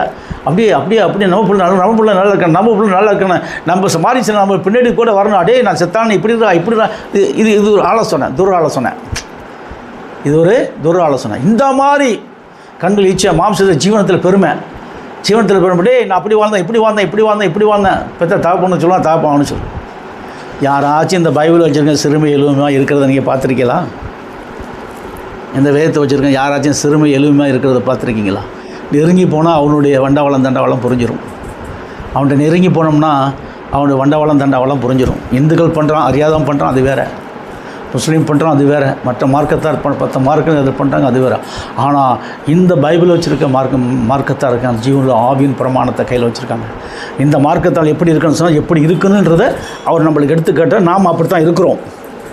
இது போரடிக்கிறது புதிய குடும்பமான என்ன மலைகள் என்பது பெரிய பெரிய ஊழியக்காரன் மிதித்து நொறுக்கிடுவோம். நீ உனக்கு முன்னாடி மலையாக இருக்கிற என்ன பண்ணுவான்? ஒன்றுமே உனக்கு கால் கீழே தூசி மாய்க்கிறோம். மலையாக இருக்க எப்படிதான் மிதித்து நொறுக்கொண்டு போயிடுவான். அவன் பதருக்கு ஒப்பாகி விடுவார். அந்த தூத்தும் போது பதறு போகுது பாருங்கள், அதுக்கு கூட உப்பு இல்லாமல் போயிடுவாங்க. ஏன் உப்பு இல்லாமல் போயிடுவாங்க? சிலுவை அடிக்கப்படாத ஒரு நாமத்தை ஆராதிக்கிற மக்கள் நம்ம எதிர்க்க நிற்கிற கூட என்ன இல்லை, திராணி இல்லாமல் போயிடுவாங்க. நிர்வாணி, அவங்க தான் நிர்வாணி. அவங்களுக்கு என்ன இல்லை? ரட்சிப்பின் வஸ்திரம் இல்லை. என்ன கேட்டால் இந்த லைன் வேறு. இந்த லைன் வேற ரொம்ப ஜாக்கிரதையாக இருக்கணும். அடுத்து நீங்கள் பார்த்தீங்கன்னா அவைகளை தூற்றுவாய், அப்பொழுது காற்று அவைகளை கொண்டு போய் சுழல் காற்று அவைகளை பறக்கடிக்கும். நீயோ கர்த்தருக்குள் களி கூர்ந்து இஸ்ரவேலின் பரிசுத்தத்துக்குள்ளே. இப்போ நம்ம அப்படித்தான் இருக்கிறோம். இப்போ நம்ம எப்படி இருக்கோம்? வார்த்தைக்குள்ள, இஸ்ரவேலின் பரிசுத்தத்துக்குள்ள ஒவ்வொரு வாரமும் அருமையான செய்தி மூலியமாக நாம் போஷிக்கப்பட்டு நம்முடைய ஆவி ஆத்மா சரீரத்துக்கு அதிகப்படியான ஆகாரத்தை, ஆவிக்குரிய ஆகாரத்தை கொடுத்து நம்ம மேலும் மேலும் மேலும் மேலும் பலப்பட்டு இருக்கிறோம். கொஞ்சம் நீ மிஸ்டேக் ஆனாலும் தள்ளி விட்டுருவான் பிசாசு. ஜாக்கிரதையாக இருக்கணும். இந்த ஊழியர் ரொம்ப ஜாக்கிரதையாக இருக்கணும். அடுத்து என்ன சொல்லும்போது பார்த்தா, அடுத்து பார்க்கும்போது எவ்வளோ பெரிய காரியத்தை கர்த்தர் லகுவான முறை நம்மளுக்கு சொல்கிறாரு பாருங்கள். இதோ அவர் சிறுமையும் எளிமையுள்ளவர்கள் தண்ணீரை தேடி அது கிடையாமல் அவர்கள் நாவு தாகத்தால் வற்றும் போது கர்த்தராகிய நான் அவர்களுக்கு செவி கொடுத்து இஸ்ரவேலின் தேவனாகிய நான் அவர்களை கைவிடாதிருப்பேன். கைவிடாதிருப்பேன்னு சொல்லிட்டேன். ஆமாம்,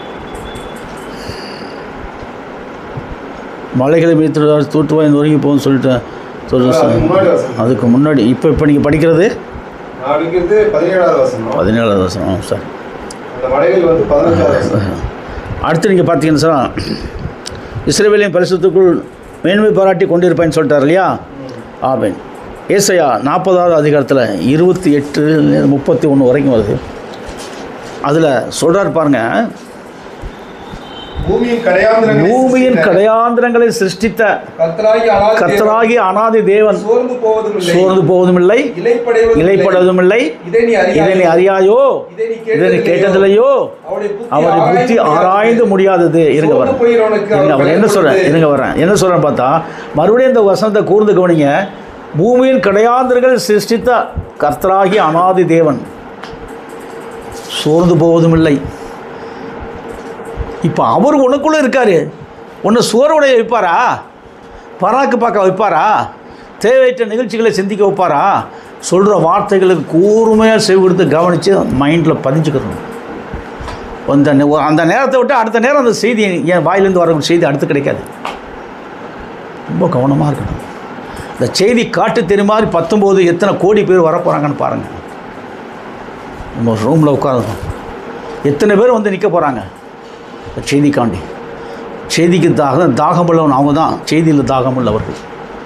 வறண்ட நிலத்தில் ஓடினாலும் ஒன்றும் கிடைக்காது. இங்கே தான் வரணும் தாகத்தை தணிந்து கொள்றதுக்கு.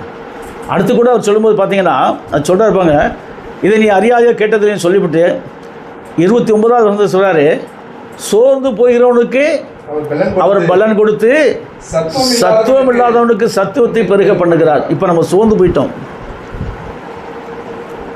நம்மளுக்கு சோர்ந்து இருந்தோம் ரொம்ப. இப்போ இவர் சொன்ன பிரகாரம் எல்லாம் நம்மளுக்குள்ளே வந்துருச்சு. இல்லை நம்மளுக்குள்ளே வந்துருச்சு. நம்ம சோர்வடைய முடியாது இனிமேல் கொண்டு. ஏன்? அவருடைய ஊற்று, அவருடைய ஜீவ ஊற்று நம்மளுக்குள்ளே ஊற்றிட்டார். நம்மளுக்குள்ளே அந்த ஜீவ ஊற்று ஊறுது. வேர்ட் ஆஃப் காட் ஜீவ ஊற்று நம்மளுக்குள்ளே ஊறுது. அந்த ஜீவ ஊற்று ஊற ஊற ஊற ஊற என்ன சொல்லும்போது, நீ முழங்கால் போடும்போது அந்த ஜீவ ஊற்றுடைய பிரதிபலனை என்னென்னு அறிந்து கொள்வேன். முழங்கால் போடணும், யாருக்கும் பயப்படக்கூடாது. நான் என் பொண்டாட்டிக்கு பயப்படல, செத்தே போயிட்டாப்புல, அப்போது நான் பயப்படல.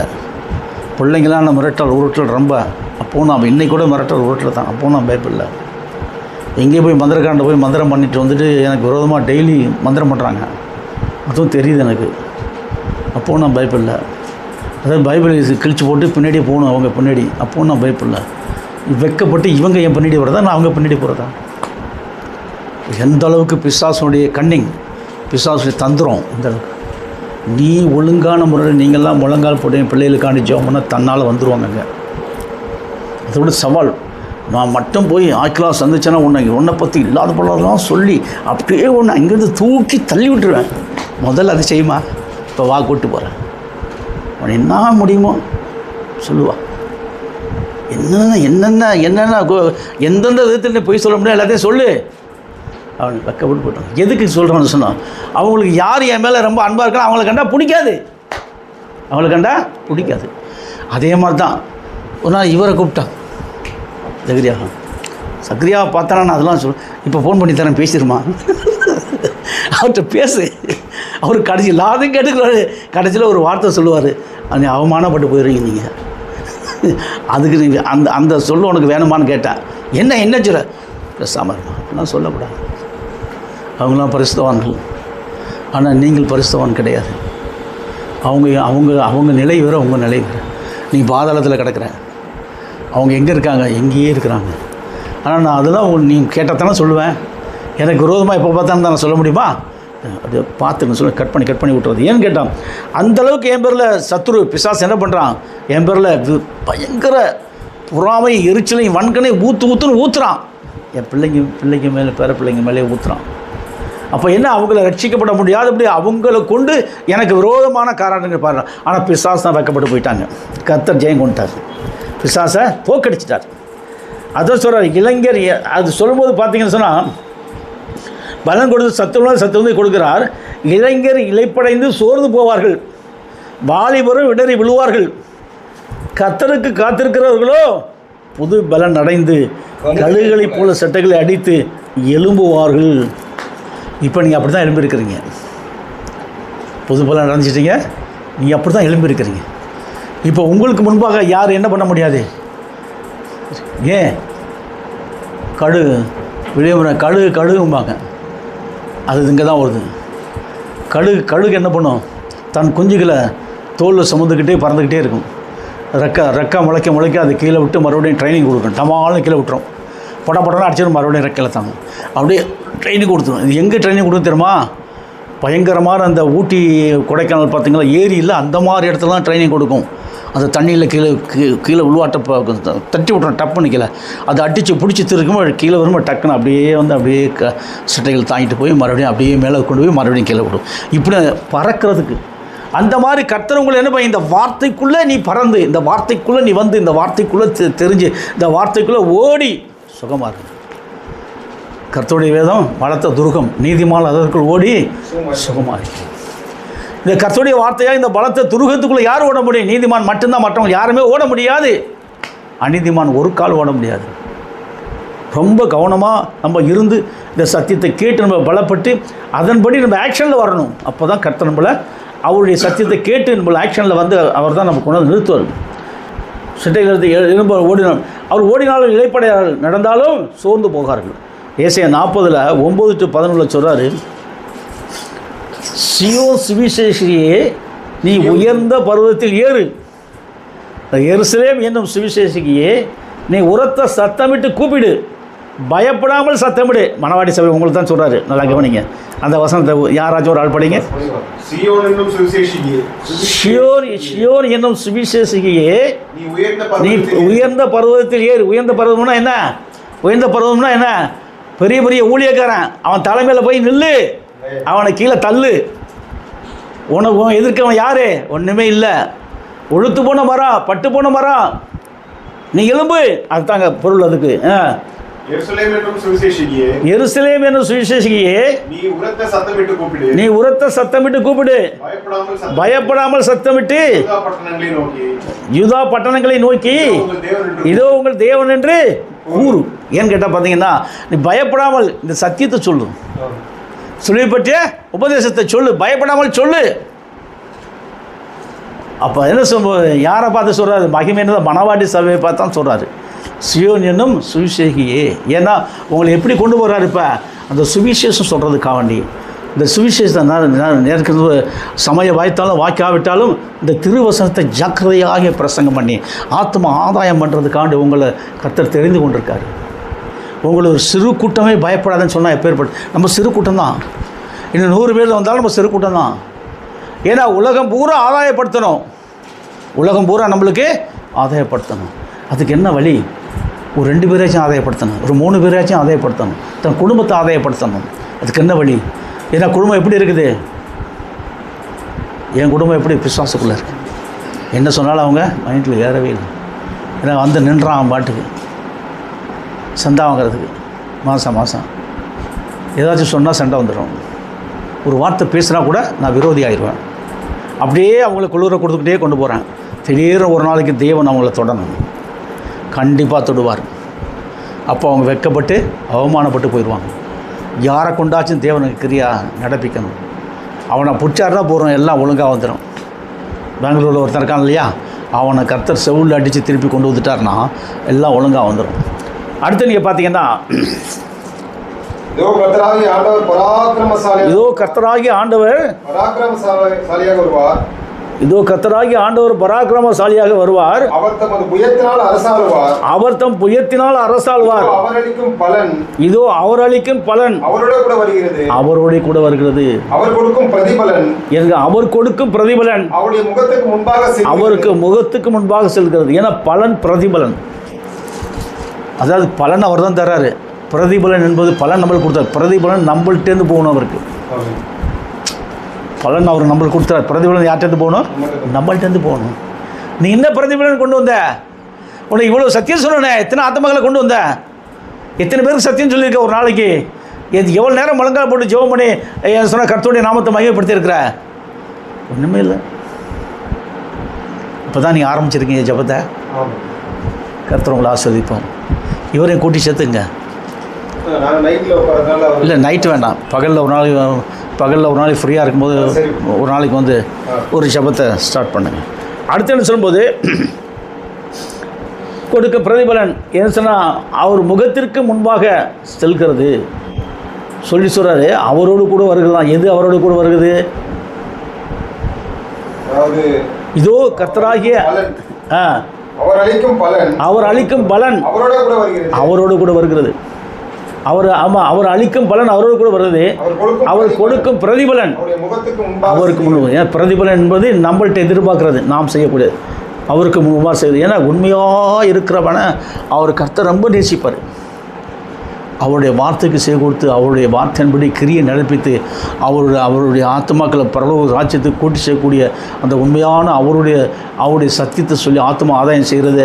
அவர் செய்த வேலை, அவர் விட்டு சென்ற வேலையை நாம் செய்யும்போது நம்ம மேலே ரொம்ப பிரியமாக இருப்பார். இந்த உலகத்துக்கு அவர் எதை விட்டு சென்றார்? இந்த சுவிசேஷத்தை, அவருடைய நாமத்தை மகிமைப்படுத்தக்கூடிய காரியத்தை சகலத்தையும் வெற்றி சார்ந்துட்டார். 12 காரியங்களையும் வெற்றி அடைஞ்சிட்டார். கிறிஸ்து பிரம்மம் 12 காரியங்களை வெற்றி அடைஞ்சு நம்மளுக்கு இந்த 12 காரியத்தை நம்மளை ஊற்றிட்டார். அவர் எப்படி செய்தாரோ அதே மாதிரி நாம் செய்த ஆத்மா ஆதாயம் செய்யணும். அதுதான் ரொம்ப அவர் நம்ம மேலே பிரியமாக இருப்பார். மேய்ப்பனை போல தமது மந்தை மேய்ப்பார். ஆட்டுக்குட்டி தமது புயத்தினாலே மேய்த்து சேர்த்து தம் மடியிலே சுமந்து கரவாடுகளை மெதுவாய் நடத்துவார். அதான் சொல்லும்போது புதுசாக வர்றவங்களாம் கரவாடுகள். ஏற்கனவே இருக்கிறீங்க. இது பெரிய சபைக்குரிய சத்தியம். 10,000 பேர் கூடியிருக்கக்கூடிய இடத்துல பேசக்கூடிய சத்தியத்தை உங்கள் மத்தியில் நான் பேசுகிறேன். நம்ம ஒருவன் 1000 பேருக்கு சமம். இப்போ எத்தனை பேருக்கு? 5 பேர் இருக்குது. 5000 பேருக்கு சமமாக இருக்கிறோம். நம்ம பரலோகத்தின் தேவன் ஒத்து பார்த்துக்கிட்டு இருக்காரு இந்த நிகழ்ச்சிகளை. நாம் என்ன பண்ண சொல்லும்போது நம்மளுடைய காரியம் கர்த்தருக்கு முன்பாக உண்மையாக இருக்குமேனே ஆனால் இந்த இடத்துல அளவிட முடியாத ஆத்மாக்கள் வரும். இந்த ஏரியாவே கர்த்தர் நம்ம சொந்தமாக வாங்கி தர அவரால் கூடும். பணம் இல்லை, எல்லாம் அவர்கிட்ட இருக்குது. எப்பா எல்லாம் அவங்கள்ட்ட தான்ப்பா இருக்குது, என்கிட்ட ஒன்றுமே இல்லைப்பாம. எல்லாத்தையும் மொத்தமாக வச்சு சுருட்டி வச்சுக்கிட்டேன். நான் என்ன பண்ணுவேன்? நீ கொடுத்தா தானே நான் சாப்பிட முடியும், நீ கொடுத்தா தானே நான் ஏதாச்சும் வாங்க முடியும். யாரை கொண்டு தரப்போறியே தெரியாது, நீ டைரெக்டாக தரமாட்டேன், ஏதாச்சும் மனசில் கொண்டு வந்து தரணும். அப்படி ஏதாச்சும் ஒன்று பண்ணேன். கடலில் கள்ளப்பட்ட மாதிரி உட்காந்துருக்கேன். இப்படி நான் அவர்கிட்ட பேசிக்கிட்டே இருப்பேன். கடலில் கள்ளப்பட்ட மாதிரி உட்காந்துருக்கேப்பா, ஏதாச்சும் ஒன்று கொடுப்பா அப்படின்னு. ஃபஸ்ட்டில் வரும்போது சொல்லுவேன், என்னப்பா இப்போ நீ ஞாயிற்றுக்கிழமை நான் போயிட்டு இருக்கிறேன், இவ்வளோ கடலில் கள்ளப்பட்ட மாதிரி இருக்கிறேன். நேற்று நைட்டே செய்தி கொடுத்தேன், வீட்டில் தியானிக்கலாம் பார்த்தா எல்லாம் சண்டைக்கு வர்றாங்க. நீ என்ன பண்ணுற? நீ அவங்களுக்கு ஒரு சுற்றி கொண்டு வந்து என் பக்கத்தில் உங்களுடைய காலடியை போடு, அல்லது என்கிட்ட ஒப்பு கொடு, அல்லது உங்கள் பரிசுத்தவங்களை ஒப்பு கொடு, நான் ஆக்கிலாட்டுக்கு வந்து அதை பொண்ணு இதை பொண்ணுன்னு சொல்லி கோழி சொல்கிறதே அழைகிறாங்களே என் பிள்ளைங்க. நீ என்னப்பா நீ இவ்வளோ கடலில் கள்ளப்பட்டோம், ஏதாச்சும் ஒன்று செய்யப்பான்றேன். கற்றுட்ட சொல்கிறோம். ஏன்னு கேட்டால் ஏன்னா அதாவது பஸ்ஸில் உட்காந்து அழுவ முடியாது. கண்ணீரோடு ஜெபம், உள்ளுக்குள்ளேயே கண்ணீர் வருது. என்ன பண்ணுறது? பிள்ளைங்க ரட்சிக்கப்படலைன்னு அழுகுறேன், உள்ளுக்குள்ளேயே அழுகுறேன். என்ன பண்ணுறது? என்னுடைய அழுகையை தீர்க்கிறது யாருனால முடியும்? நீ முழங்கால் போட்டால் முடியும், நீ முழங்கால் போட்டால் முடியும், நீ முழங்கால் போட்டால் முடியும். சத்தியத்தை கேட்டு மறுபடியும் போயிட்டு பழைய கொடி கதை தொட்டின்னு போனீங்கன்னு வச்சுங்க, ஆத்மா கிடைக்காது. ஆத்மா கிடைக்காது. எப்படி? ஏன்னா இப்போ எல்லோரும் இப்போ இவங்க மனைவி பைபிள் வச்சுருக்காங்க, நல்ல தரோ பைபிள் படிக்க ஆரம்பிச்சிச்சுன்னா நல்லா படிக்குது, தமிழ் அருமையாக படிக்குது, சும்மா சொல்லக்கூடாது. அதில் நான் தேர்ந்த மனுஷி தான். ஆனால் அவங்கள கொண்டு வரணும், இப்படி ஆச்சு இழுத்துட்டு வரணும். சடங்காச்சாரமும் நம்மளுக்கும் சம்மந்தம் கிடையாது. சடங்காச்சாரமும் நம்மளுக்கும் சம்மந்தம் கிடையாது. ஏன்னா எந்த விதத்துலையாச்சும் ஒரு உண்மையான ஒரு பரிசுத்தமான அந்த அதுக்குள்ளே கொண்டு புதைக்குழியில் புதைக்கிற மாதிரி புதைக்க பார்ப்பாங்க நம்மளை. பிசாசை வெட்கப்படுத்தி அவன் தலையை நசுக்கிறது தான் நம்மளுக்கு கொடுக்கப்பட்ட மகத்தான ஊழியம். அதை தான் இப்போ நம்ம செஞ்சுக்கிட்டு இருக்கிறோம். இப்போ அடுத்து பார்த்தீங்கன்னா, தமது மடியிலே சேர்த்து கரவாடுகளை மெதுவாக நடத்தும். நம்மளாம் யாராக இருக்கிறோம்? கரவாடு. அவருக்கு கரவாடு என்ன பண்ணுவோம்? மெதுவாக நடத்துவாங்க. இது பார்த்திங்கன்னா மேய்ப்பன், அதான் ஆட்டுக்குட்டியை தோளில் தூக்கி போட்டுக்கிட்டு ஒரு குச்சி கையில் வச்சுட்டு நிற்கிற மாதிரி ஒரு சீனரி பார்த்துருக்கீங்களா? என்ன சீனரி இது! அப்போ கொண்டுட்டானோயா, சாவடிச்சிட்டானோ நம்மளை. ஆட்டுக்குட்டியை தோளில் போட்டு அப்படியே ஒரு கொம்பை கட்டிட்டு அப்படி நிற்கிறாரு. அப்படியே என்னையும் பாரு, என் ஆட்டுக்குட்டியும் பாருன்னு சொல்லிட்டு அருமையான ஒரு சீனரியை போட்டு விட்டானோ. அதே மாதிரி என்ன சொல்லும்போது எங்கே பார்த்தாலும் அவருடைய முகம்தான் தெரியும். அருமையான ஒரு சீனரி போட்டு விட்டாங்க. எப்படின்னு கேட்டால் எப்படின்னு சொன்னான் எப்படின்னு கேட்டால், இன்றைக்கி அதாவது ரட்சிப்புக்குரிய காரியம்லாம் உள்ளுக்குள்ளே இருக்குது, வெளியில் இல்லை. வெளியில் நடிக்கிறான், உள்ளுக்குள்ளே இருக்க ரகசியம் பொறுத்தால் தான் நீ ரட்சிக்கப்படுவேன். ஞானஸ்தானத்துக்குள்ளே என்ன காரியம் இருக்குன்னு தெரியாதபடி ஞானஸ்தானம் எடுக்கக்கூடாது. ஞானஸ்தானம் எடுக்கிறது சாதாரண காரியம் அல்ல. 2 நாளைக்கு இந்த வாரம் ஒரு வாரம் வந்து அடுத்த வாரம் ஞானஸ்தானம் எல்லாருக்குமே வரும்போது துணியை எடுத்துகிட்டு வந்துடுங்க, மாற்று வஸ்திரத்தை. அடுத்த வாரம் ஞானஸ்தானம் தான். யாராவது புதுசாக கூட்டி வந்திருக்கீங்க, எல்லோரும் இப்படி வாங்க. கடைசியில் புதுசாக கூட்டி வந்தாலும் கொண்டு போய் நிறுத்துவாங்க. அவங்க எல்லோரும் பேரும் எழுதிக்கிட்டு அடுத்த வாரம் வரும்போதே ஒரு மாற்று துணி எடுத்துருவாங்க. டக்குன்னு முக்கிய தூக்கிடுவாங்க. என்னன்னு கேட்டால் என்ன சொல்கிறா? சபையில் மந்த பெருகட்டுமாப்பா அப்படி. சபையில் என்ன பெருகுதான்? மந்த பெருகுதான். இப்படியா மந்தையை பெருக்க வச்சார் அவர்? சத்தியத்தின்படி வரணும். உள்ளுக்குள்ளே அங்கே வெளியில் மேய்ஞ்சது உள்ளுக்குள்ளே வந்து எல்லாரையும் மேய ஆரம்பிச்சிடும். அப்போ உள்ளுக்குள்ளே என்ன நடக்கும்? அந்த வெளியே செஞ்ச பாவமெல்லாம் உள்ளுக்குள்ளே வந்து எல்லாருமா சேர்ந்து எல்லாரையும் பாவத்தில் போட்டு மாட்டி எடுத்துருவோம் பிசாசு. அப்பா இது பார்த்தாதான் உள்ளுக்குள்ளே வரவிட்டால் நம்ம பார்த்துக்கலாம். இந்த மாதிரி சத்துருவை ஜெயங்கொள்வது சாதாரண காரியம் அல்ல. அவன் தலையை நசுக்குதான் பேய்த்து நடத்துவான் சார். 1 நாளாகமத்தில் 29வது வசனத்தில் 29வது அதிகாரத்தில் அதில் பார்த்திங்கன்னா, தாவீது வந்து கர்த்தருடைய ஆலய பணிக்காண்டி உற்சாகமாய் கொடுத்த 11-13 முடிய இருங்க. அதாவது கர்த்தருடைய ஆலய பணிக்காக உற்சாகமாய் கொடுத்த காணிக்கையை குறித்து தாவீது ராஜா ஒரு விண்ணப்பம் பண்ணுறான். அவன் என்ன சொல்கிறான்னு பார்த்தீங்கன்னா, ஆலய பணிக்காண்டி உற்சாகமாக கொடுத்துட்டாங்க. அவன் சொல்கிறது பாருங்கள், கர்த்தாவே மாட்சிமையும் வல்லமையும் ஜெயமும் மகத்துவமும் உம்முடையவைகள், வானத்திலும் பூமியிலும் உள்ளவைகள் எல்லாம் உம்முடையவைகள். கர்த்தாவே ராஜ்யமும் உம்முடையவைகள், தேவரீர் எல்லோருக்கும் தலையாய் உயர்ந்திருக்கிறீர். எனக்கு வர்றான் இவன் சாடி எல்லாரும் காணிக்க கொண்டாதே கொடுக்குறாங்க. அந்த காணிக்கைக்கு பண்ணக்கூடிய ஜெபத்தை பாருங்கள், எவ்வளோ அருமையாக ஜெபிக்கிறான் தாவீது ராஜா.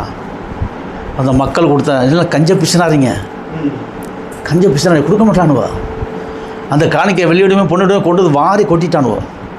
கொட்டினோட அந்த காணிக்கை மேலே அப்படியே விழுந்துட்டான். திரும்ப அள்ளிட்டு போயிட்டான் மம்பளை. தாவீது ராஜா என்ன பண்ணான்? அந்த காணிக்கை மேலே அப்படியே படுத்துட்டான். ஊழியக்காரனை பூரா ரவுண்டு கட்டு விட்டான். அதே என்னது அழைச்சிட்டு போனான். ஏன்னா ஜனங்க அந்த மாதிரி ஜனங்க, கொள்ளக்கார ஜனங்க உஷாராக இருங்க. கொடுத்த காணிக்க மறுபடியும் என்ன கொடுத்துடக்கூடாது, புனிங்க வச்சுக்கணும்னு சொல்லிட்டு அப்படியே விழுந்து என்ன பண்ணான் பாருங்களா. அதான் சொல்லக்கூடிய ஒரு வார்த்தையை கவனிக்கும் போது, கர்த்தாவே மாட்சிமையும் வல்லமையும் மகிமையும் ஜெயமும் மகத்துவமும் உம்முடையவைகள், வானத்திலும் பூமியில் உள்ளவைகள் எல்லாம் உம்முடையவைகள். கர்த்தாவே ராஜ்யமும் உம்முடையவைகள். இப்படி சொல்லிட்டு அவனுக்கு கொடுத்த காணிக்கை கேட்பானா? கொடுத்த காணிக்கை கேட்பானா? தாவீது ராஜாவுக்கு பயங்கரமான ஆலோசனை. ஏன்னா தேவன் அவருக்குள்ளே இருக்கிறதுனால இந்த ஜனங்கள் என்ன பண்ணிட்டாரு, அப்படியே உற்சாகப்படுத்தி அப்படியே இழுத்துக்கிட்டாரு, எல்லாருமே தனக்குள்ளே இழுத்துக்கிட்டாரு. அவன் கொடுத்ததை கேட்பானா? கேட்க மாட்டான். அவன் அங்கேயே கீழே விழுந்துடுவான். இந்த வார்த்தை கேட்டுட்டு அப்படியே கீழே விழுந்து சாஸ்தாங்கமாக விழுந்து ஜனங்கள்லாம் கத்துறாங்க. அவங்க உண்மையிலேயே தாவீது ராஜா நம்மளுக்காண்டி இப்படி ஜெபம் பண்ணார. இந்த ஜெபம் ஒன்று போதும் நம்ம வாழ்க்கைக்கு. பணமாக பெருசு ரியலாகவே விட்டு கொடுத்தாங்க ஜனங்க. ரியலாகவே ஜனங்க விட்டு கொடுத்தாங்க. அந்த மாதிரியான ஊழியக்காரன் தான் ஊழியம். அந்த மாதிரியான ஊழியக்காரன் தான். நான் எங்கே இருந்தாலும் எல்லாம் என் சிந்தையில் தான் இருக்கிறீங்க. எல்லாம் என் சிந்தையில் தான் இருக்கிறீங்க. நடந்தாலும் போனாலும் வந்தாலும் என் சிந்தைக்குள்ளே இருக்கிறீங்க. உங்களுக்கு விடாமல் நான் தூங்கினாலும் என்னுடைய சிந்தை உங்களுக்கு ஆண்டு ஜெபம் பண்ணிகிட்டே இருக்கு. எதுக்காண்டி? வார்த்தையில் பலப்படணும், ஆத்மாக்காண்டி நிற்கணும், முழங்கால் நிற்கணும். நீடிய ஆயுளத்தை நீடிய பலத்தை கொடுத்துருக்காரு. அதே மாதிரி பொருளாதாரத்துலையும் தருவார். நீ போரெல்லாம் உனக்கு சிறப்பாக இருக்கும். பெரிய பெரிய மனிதர்கள் மத்தியில் உனக்கு செல்வாக்கு உயரும். பெரிய பெரிய மனிதர்களுக்கு மத்தியில் உன் செல்வாக்கு உயரும். எல்லாரும் பார்த்தா வாயை கட்டி கை கட்டி பொத்தி நிற்பான். ஏன்னு கேட்டால் அவங்ககிட்ட வந்து பேசிட்டு போனாலே அவனுக்கு பெரிய ஒரு மன நிம்மதி இருக்கும். ரொம்ப குழப்பத்தில் வருவான். வந்து ஆய்களாட்ட ஒரு 10 நிமிஷம் பேசிட்டு போனால், ஜக்கரியாட்ட ஒரு 10 நிமிஷம் பேசினா கூட அவனுக்கு ஏதோ ஒரு பெரிய ஒரு இழந்து போனது மீண்டுமா அவனுக்கு கிடைச்ச மாதிரி ஒரு ஃபீலிங் வரும். இதுதான் உனக்குள்ளேருந்து இருக்கக்கூடிய வல்லமை. உனக்குள்ளே கர்த்தர் இருந்து ஆப்ரேட் ஆகக்கூடிய ஒரு கிரியை நடப்பிக்கக்கூடிய இதை நீ பலப்படுத்தி இன்க்ரீஸ் பண்ணணும். உனக்கு சொல்லித்தர ஊழியக்காரனை கனப்படுத்து, ஊழியத்தை கனப்படுத்து, பரிசுத்தவான்கள் ஒருவரை கனப்படுத்து. போதுங்க, சத்தியத்துக்காண்டி முழங்கால் போடு. கர்த்தர் நீ என்னோடு இருந்து இந்த சத்தியத்தை நடத்தித்தார ஆண்டவரேன்னு சொல்லு. ஊரிந்து கொண்டு 7ஆம் தூதனை கனப்படுத்தும் ஆண்டவரே, அவரை கைவிட்டுறாதுன்னு சொல்லி நீ முழங்கால் போடும்போது உன் ஜெபத்தை கேட்டு அவர் என்கிட்ட திரும்பிடுவார் டமால்னு. அப்போ ஜெபம் எப்பேற்பட்டது. அதை அந்த தாவீது ராஜா ஜெபம் பண்ணும்போது பாருங்கள், இந்த இஸ்ரவேல் ஜனங்க கொடுத்த காணிக்கை திருப்பி கேட்கவே இல்லை.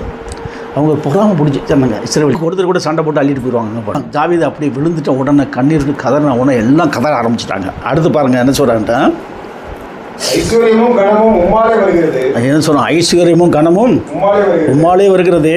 தேவரே எல்லாவற்றிற்கும் ஆளுகிறவர். உம்முடைய கரத்திலே சத்துவமும் வல்லமையும் உண்டு. பார்த்தீங்களா? இப்போ இந்த மாதிரி அவன் ஜெபம் பண்ண உடனே இந்த ஜனங்க என்ன பண்ணாங்க? எல்லாத்தையுமே விட்டு கொடுத்துட்டாங்க. எல்லாத்தையுமே கொடுத்துட்டு என்ன சொல்கிறாங்க? நாங்களும் கர்த்தருக்கு அடிமையாகிறோம், நாங்கள் எங்களை அடிமையாக கொடுக்குறோம், எங்கள் பிள்ளைகளை அடிமையாக கொடுக்குறோம். எத்தனை பிள்ளைகளை உங்களுக்கு இராணுவத்தில் சேர்க்கணுமா எது சொன்னீங்க நீங்கள் சொல்லுங்கள், நாங்களே கொண்டு வந்து விட்டுறோம். குடும்பமாக சொன்னாங்க. அதே மாதிரி கொடுத்தாங்க. அந்த காலத்தில் வந்து கொடூரமான ஆளுகள் எல்லாருமே இஸ்ரவேல் ஜனங்களை கண்டாலே பிடிக்காது. தாவீது ராஜா வந்த பிற்பாடு தான் அது ஜனங்களுக்கு பெரிய ஒரு மன நிம்மதி வந்ததே. கர்த்தர் தாவீதை கொண்டு பெரிய காரியம் பண்ணிட்டார். இஸ்ரவேல் ஜனங்களுக்கு பயத்தை எடுத்து போட்டார். தைரியமாக செயல்படக்கூடிய ஒரு கிருபைகளை கொடுத்தார். அடுத்து சொல்லும்போது பார்த்தீங்கன்னா, எவரையும் மேன்மைப்படுத்தவும் பலப்படுத்தவும் உம்முடைய கரத்தினால் ஆகும்.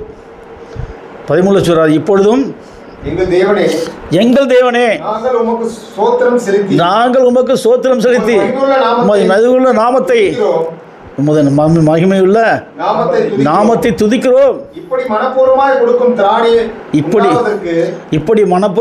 கொடுக்கும் திராணி உண்டாவதற்கு நான் எம்மாத்திரம், என் ஜனங்கள் எம்மாத்திரம், எல்லாம் உம்மால் உண்டானது. உமது கரத்திலே வாங்கி உமக்கு கொடுத்தோம். அப்போ என்ன சொல்லும்போது, அப்போ எப்பேற்பட்ட உமக்கு கொடுத்தோம்னு சொல்லிட்டார் இல்லையா? சரி, அடுத்து சொன்ன ஆதியாகமம் வந்து 12வது அதிகாரத்தில், ஆதியாகமம் 22வது அதிகாரத்தில் 15 to 18 ஆபிரகாமுக்கு ஒரு சோதனை வைக்கிறாரு கர்த்தர். உன் மகனை வெட்டி பழி கொடுறான்றது. கூட்டிகிட்டு போயிட்டான்.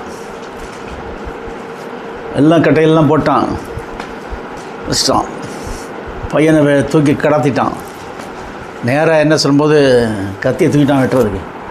உடனே நிறுத்து ஆபிரகாமே, உடனே சோதிச்சா நீ வெற்றி அடைஞ்சிட்ட அப்படின்னு சொல்லிவிட்டு அது பிற்பாடு ஒரு பிளஸ்ஸிங் கொடுக்குறாரு. அது பிற்பாடு ஒரு பிளஸ்.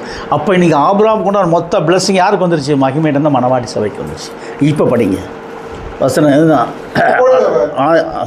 இல்லை, ஆதியாகமம் 22:15 கர்த்தருடைய தூதனானவர் இரண்டாந்தரம் வானத்திலிருந்து ஆபிரகாமை கூப்பிட்டு நீ உன் புத்திரன் என்றும் உன் ஏகசுதன் என்றும் பாராமல் அவனை ஒப்பு கொடுத்து இந்த காரியத்தை செய்தபடியால் நான் உன்னை ஆசீர்வதித்து உன் சந்ததியை வானத்தின் நட்சத்திரங்களைப் போலவும் கடற்கரை மணலைப் போலவும் பெருக பண்ணுவேன் என்று உன் சந்ததியார் சத்துருக்களின் வாசல்களை சுதந்திரக் கொள்வார்கள் என்றும் இருங்க. அப்பா இருங்க, அது அப்புறம் படிக்கலாம். ஏன்னு கேட்டால் 15 சொல்லும்போது சொல்கிறார் கர்த்தருடைய தூதனாம் மீண்டுமாக ஆபிரகாமுக்கு. அதே 12வது அதிகாரத்தில் கர்த்தர் டைரெக்டாக அவனை ஆசீர்வதிச்சார். இப்போ மறுபடியும் கூப்பிட்டு சொல்கிறாரு, ஏன் இப்போ புத்திரனை பலி கொடுன்னு சொன்னால் கொண்டு போனோன்னா மறுபடியும் சொல்கிறார் கர்த்தர், நீ என்னுடைய காரியத்தை உண்மை உத்தமமாக நடத்தினபடியால் உனக்கு நான் ஆசீர்வதிக்க சொல்லி ஆசீர்வதிக்கிறேன். அதே மாதிரி நீங்கள் இந்த உண்மை உத்தமமாக நடக்க வேண்டிய காரியம் எப்படி இருந்துச்சுன்னா, அவன் ஆபரத்தை பெத்த மகனே பலிகடாக கொண்டு போனான். ஆனால் நீங்கள் என்ன பண்ணுறா, உங்களை பலிகடா ஆக்கி முழங்காலில் நின்று ஆத்மாவுக்காண்டி போராடி ஜெபித்து ஆத்மாக்களை இழுக்கும்போது நீ கேட்டதெல்லாம் கர்த்தர் கொடுப்பார். இது சத்தியம். நீ என்ன கேட்குறீ ஜெபத்தில் கர்த்தர் கொடுப்பார். ஒரு 10 ஆத்மா கொண்டு வாங்க, அடுத்த வாரத்தில் எப்படியாச்சும் ஒரு 2 குடும்பம் வரணும். அதுக்குன்னு முழங்கால் போட்டு நல்லா கண்ணீரோட ஜெபம் பண்ணுங்க, ஜெபத்தில் வைங்க. மற்ற காரியங்கள் எல்லாத்தையும் கர்த்தர் உங்களுக்கு முன்னின்று செய்வார். ஏன்னு கேட்டால் இந்த சத்தியம் ரொம்ப அளப்பிட முடியாத சத்தியம். அடுத்து நீங்கள் பார்த்தீங்கன்னு சொல்லும்போது சொல்கிறாரு, அது அந்த 15வது நாம்பாடு கர்த்தருடைய தூதனானவர் ரெண்டாந்தரம் வானத்திலிருந்து கூப்பிட்டு நீ புத்திரன் என்றும் உன் ஏகசுதன் என்றும் பாராமல் அவனை ஒப்பு கொடுத்து இந்த காரியத்தை செய்தபடியால் நான் உன்னை ஆசீர்வதித்து உன் சந்ததியை வானத்து நட்சத்திரங்களைப் போலவும் கடற்கரை மணலைப் போலவும் பெருக பண்ணுவேன் என்றும் உன் சந்ததியார் உன் சத்துருக்களின் வாசல்களை சுதந்திரத்துக் கொள்வார்கள் என்றும். அடுத்து 18வது வசனத்தை சொல்கிறாரு, நீ என் சொல்லுக்கு கீழ்ப்படிந்தபடியினால் உன் சந்ததிக்குள் பூமியில் உள்ள சகல ஜாதிகளும் ஆசீர்வதிக்கப்படும் என்று என் பேரில் ஆணையிட்டேன் என்று கர்த்தர் சொல்கிறார். அவர் பேரிலேயே சத்தியம் பண்ணார். உன் நிமித்தமாக பூமியில் வம்சங்கள் எல்லாம் உனக்குள்ள ஆசை. அவங்க யாருன்னா அவங்க தான் நீங்கள். இந்த ஆசீர்வாதத்தை பெற்றுக்கொண்ட மக்கள் தான் நீங்கள். இந்த ஆசீர்வாதத்துக்கு சம்மந்தப்பட்ட மக்கள் எங்கே இருக்காங்கன்னு நீ தேடணும். இப்போ நீங்கள் தேடும்போது கண்டிப்பாக கர்த்தர் உங்களுக்கு அதை காட்டுவார். அவரே முன்னின்று போய் கூட்டு வந்துடுவார். உங்கள் நிமித்தமாக பெரிய காரியத்தை கர்த்தர் செய்கிறதுக்கு ரெடியாக இருக்கார். நான் என்ன செய்தேன் ஆண்டவருக்காண்டி? நான் கேட்குறது, ஆண்டவரே நான் உமக்காண்டி என்னப்பா செஞ்சேன்? ஒன்றும் செய்யலையே. உமக்காண்டி என்ன செய்யணும்? என்னுடைய மகிமையிட மனவாட்டி சபை நீ வாழ, அந்த சபை மூலியமாக உனக்கு எல்லாம் கிடைக்குன்னு சொல்லிட்டார். மகிமையடைந்த மனவாட்டி சபை மூலியமாக உனக்கு நான் எல்லாம் தருவேன் அப்படின்னு சொல்லிட்டு என்னன்னா இனத்துக்கொண்டும் ஜாதி கொண்டும் குலத்துக்கொண்டும் கூட்டி சேர்ப்பின் பிரகாரம் நம்மளுக்கு கூட்டி சேர்த்துருக்காரு. ஆனால் என் பேரில் ஏகப்பட்ட பொறாமை எரிச்சல் வன்கன நிறைய பேர்களுக்கு இருக்குது. அதே மாதிரி உங்களுக்கும் இருக்கும். ரொம்ப ஜாக்கிரதையாக இருந்து நம்ம காரியங்களை சாதிக்கணும். ஏன்னு கேட்டால் நம்மளுக்கு ஆயுள் பலம் கூட பிசாசுக்கு பிடிக்காது. நம்மளை எந்த விதத்துலையும் பழிவாங்க பார்ப்பான். அப்போ அவனை ஜெயிக்கிறது இந்த ஜாதி பிசாசு உபவாசத்திலும் ஜபத்தினால் பன்றி வேறு இதெல்லாம் ஜெயிக்க முடியாது. அது ஒரு ஜாதி பிசாசு. ஏன்னா எரிச்சலும் பொறாமையும் கொண்ட பிசாசுகள் நம்மளுக்கு விரோதமாக பூமியில் நிறைய இறங்கியிருக்குது. நாம் அதை எதிர்த்து நீங்கள் பிசாசுக்கு எதிர்த்துங்கள் ஓடிப்போவான்னு சொல்கிறார். மனோம் நாமத்தில் நம்ம எதிர்த்து நிற்கணும். பிசாசு நம்மள்கிட்ட ஓடி போயிடுவோம். அடுத்து பார்த்தா அதே 27, 28, 29, 30 இங்கு யாக்கோபு